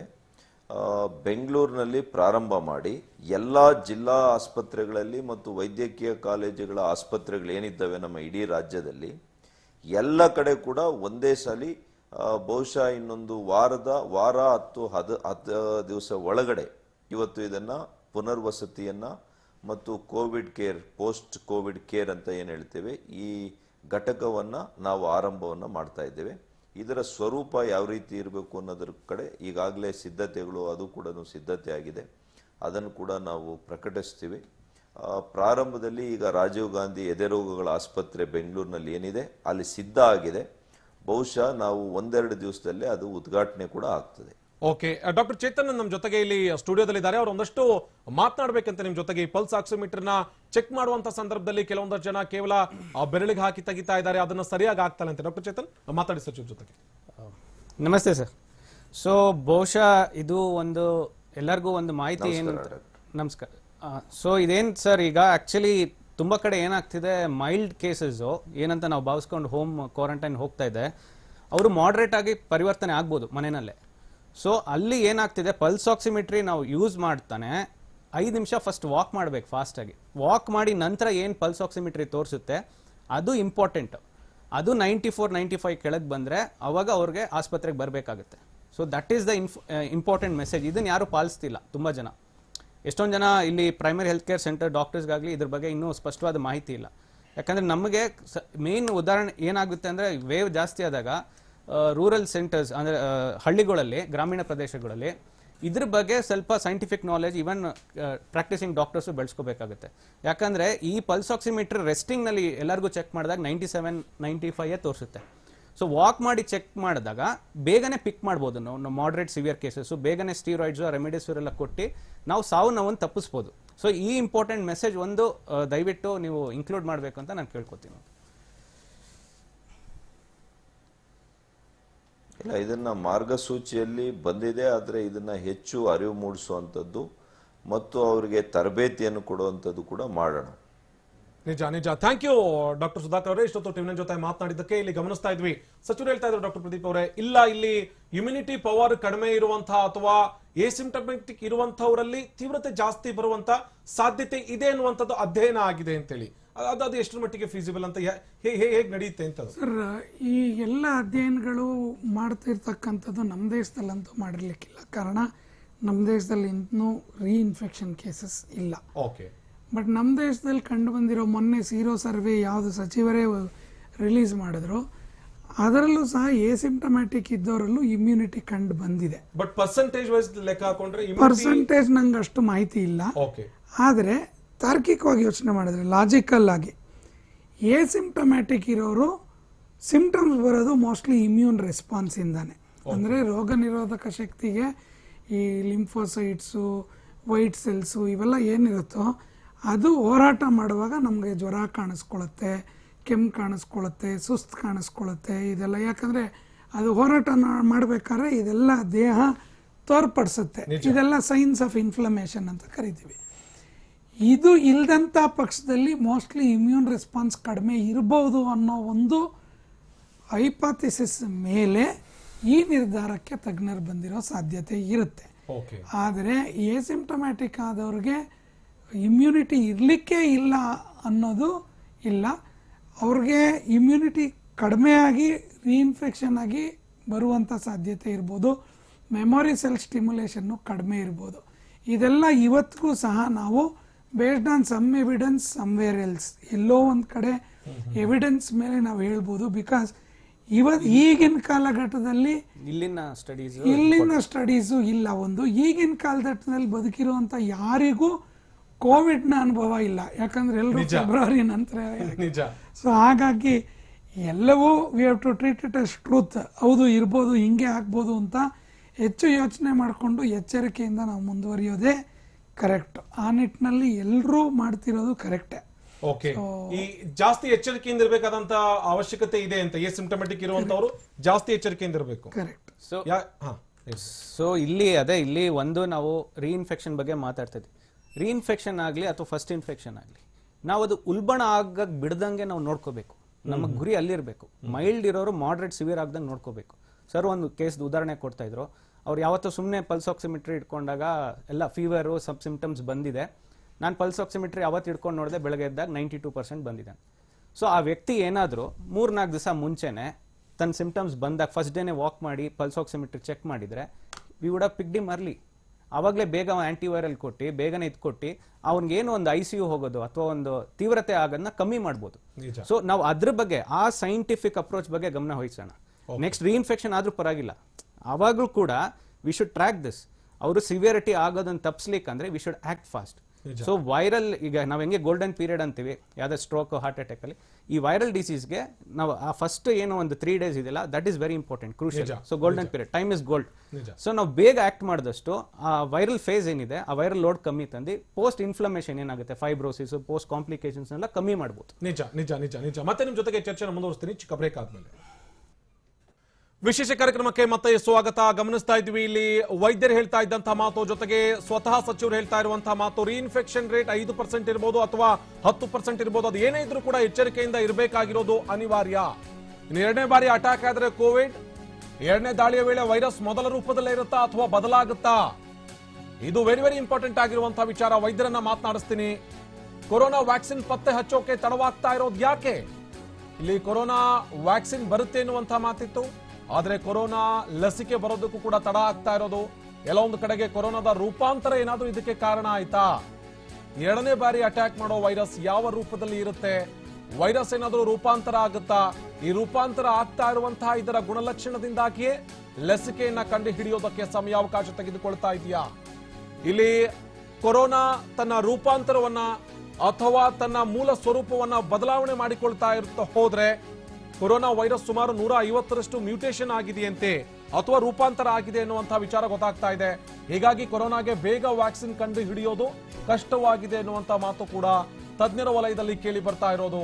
ಎರಡನೇ ಬಾರಿ ಅಟ್ಯಾಕ್ ಆದಂತಹ ಸಂದರ್ಭದಲ್ಲಿ ಮತ್ತಷ್ಟು ಡೇಂಜರಸ್ ಆಗಿರಬಹುದು ತಜ್ಞರು ಹೇಳ್ತಾ ಇರುವಂತಹ ಮಾತು.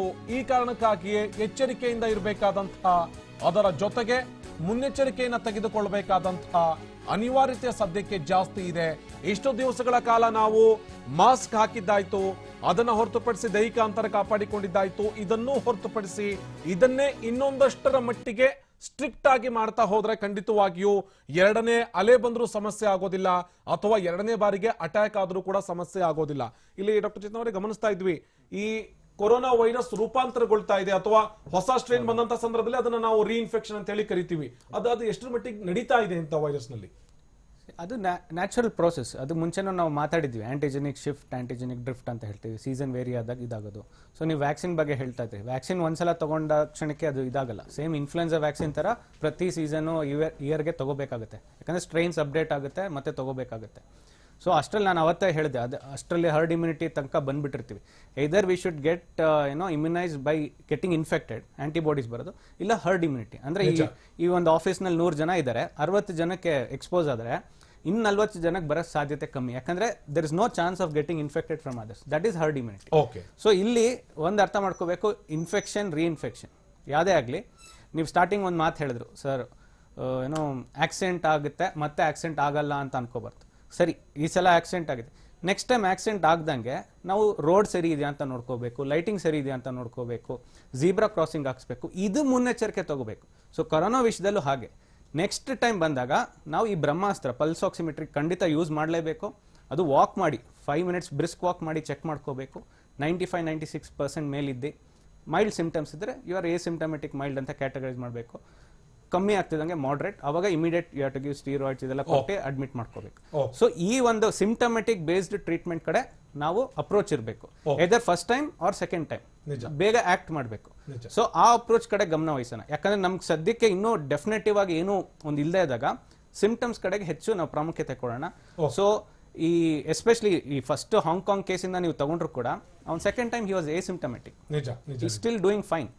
ಸೊ ಬಟ್ ಎಷ್ಟೊಂದು ಈಗ ಸಾವು ನೋವಾಗಿರೋದು ತಪ್ಪಿಸಬಹುದಿತ್ತು ಈ ಸಿಂಪ್ಟಮೆಟಿಕ್ ಅಪ್ರೋಚ್ ನಾವು ಹೋಗಿದ್ರೆ. ಖಂಡಿತ ಖಂಡಿತ. ಡಾಕ್ಟರ್ ಪ್ರದೀಪ್ ಅವರೇ, ಕೊನೆಯದಾಗಿ ಇಲ್ಲಿ ಯಾವ ರೀತಿಯಾದಂತ ಮುನ್ನೆಚ್ಚರಿಕೆ ತೆಗೆದುಕೊಳ್ಬೇಕಾದಂತ ಅನಿವಾರ್ಯತೆ ಇದೆ ಅಂತ? ಸರ್, ಈಗ ಡಾಕ್ಟರ್ ಚೇತನ್ ಹೇಳಿದ್ರು ರಸ್ತೆ ಸರಿಗಿರಬೇಕು, ಜೀಬ್ರಾ ಕ್ರಾಸಿಂಗ್ ಸರಿ ಇರಬೇಕು, ರೋಡ್ ಸೇಫ್ಟಿ ಏನು ಮಾಡ್ಕೋಬೇಕು ಮಾಡಬೇಕು ಅಂತ ಅದು ವ್ಯವಸ್ಥೆ ಮಾಡುತ್ತೆ. ನಾವು ಗಾಡಿ ಓಡಿಸೋರು ಸಹ ಮುನ್ನೆಚ್ಚರಿಕೆ ಕ್ರಮ ತಗೋಬೇಕಲ್ಲ. ನಿಜ. ಈಗೇನಾಗ್ತಿದೆ, ನಾವು ಬಂದ್ಬಿಡುತ್ತಂತೆ, ಬಂದರೆ ಜೋರ ಇರುತ್ತಂತೆ, ನಾವು ಏನೋ ತೊಂದರೆ ಆಗೋಗುತ್ತಂತೆ, ನಾನು ಎಸಿಂಪ್ಟಮ್ಯಾಟಿಕ್ಕು, ನನ್ನ ನೆಕ್ಸ್ಟು ಸಿವಿಯರ್ ಆಗ್ಬಿಡುತ್ತೆ, ಈ ಥರ ಯೋಚನೆ ಮಾಡೋ ಬದಲು ಸರಿ ಈಗ ಬರದ ಹಾಗೆ ಏನು ನೋಡ್ಕೋಬೇಕು ಅನ್ನೋದು ಒಂದು, ಈಗ ಏನು ಮಾಡಬೇಕು ಅನ್ನೋದು ಯೋಚನೆ ಮಾಡ. ಭಯ ಪಟ್ಕೊಂಡು ಕೂತ್ಕೊಂಡ್ರೆ, ಆತಂಕ ಪಟ್ಕೊಂಡು ಕೂತ್ಕೊಂಡ್ರೆ ಏನೋ ಅಲ್ವಾ. ಸೊ ಗಾಡಿ ಓಡಿಸೋರು ಸೇಫ್ಟಿಯಿಂದ ಓಡಿಸ್ಬೇಕು, ರಸ್ತೆ ಹೇಗಾರು ಇರ್ಲಿ. ರಸ್ತೆ ವ್ಯವಸ್ಥೆ ಸರಿ ಮಾಡಕ್ಕೆ ವ್ಯವಸ್ಥೆಯವರು ಮಾಡ್ಕೋತಾರೆ, ಮಾಡ್ತಾರೆ. ಸೊ ನಾವು ಗಾಡಿ ಓಡಿಸೋರು ಸರಿ ಆಯ್ತು, ಅಕಸ್ಮಾತ್ ಬಂತ ಏನ್ ಮಾಡಬೇಕು ಅದನ್ನ ಯೋಚನೆ ಮಾಡಿ. ಬಂದ್ಬಿಡುತ್ತೆ ಅಂತ ಕೂತ್ಕೊಂಡು ಕೊರಗಿ ಇವತ್ತಿನ ದಿವಸ ಹಾಳು ಮಾಡ್ಕೊಳ್ಳೋ ಬದಲು ಮುಂದೆ ಬರೋದನ್ನು ತಡೆಯೋಕ್ಕೆ ಏನು ಮಾಡಬೇಕು, ಅಕಸ್ಮಾತ್ ಬಂದರೆ ಏನು ಮಾಡಬೇಕು ಅಂತ ಆಲೋಚನೆ ಮಾಡ್ಕೊಂಡಿಟ್ರೆ ಸಾಕು. ಬರೋಕ್ಕೆ ಮುಂಚೆ ಮಾಸ್ಕ್ ಹಾಕ್ಕೊಳ್ಳಿ, ಕ್ಲೋಸ್ಡ್ ಸ್ಪೇಸಸ್ ಏನಿದೆ ಅಲ್ಲಿ ಹೋಗಬೇಡಿ, ಜನಸಂದಣಿ ಇದ್ದಾಗಬೇಡಿ. ಬಂದಾಗ ಸಾಹೇಬ್ರು ಹೇಳಿದಾಗೆ ನನಗೂ ಸಹ ಗೊತ್ತಿರಲಿಲ್ಲ, ಇದು ಪಲ್ಸ್ ಆಕ್ಸಿಮೀಟರ್ ಚೆಕ್ ಮಾಡೋದು, ಬ್ರಿಸ್ಕ್ ವಾಕಿಂಗ್ ಒಂದು 5-10 ನಿಮಿಷ ಮಾಡಿ ಚೆಕ್ ಮಾಡಿದ್ರೆ ಮುಂಚೆನೆ ಗೊತ್ತಾಗತ್ತೆ ನಮಗೆ ನಮ್ಮ ಲಂಗ್ ಅಫೆಕ್ಟ್ ಆಗಿದೆಯಾ ಏನು ಅಂತ.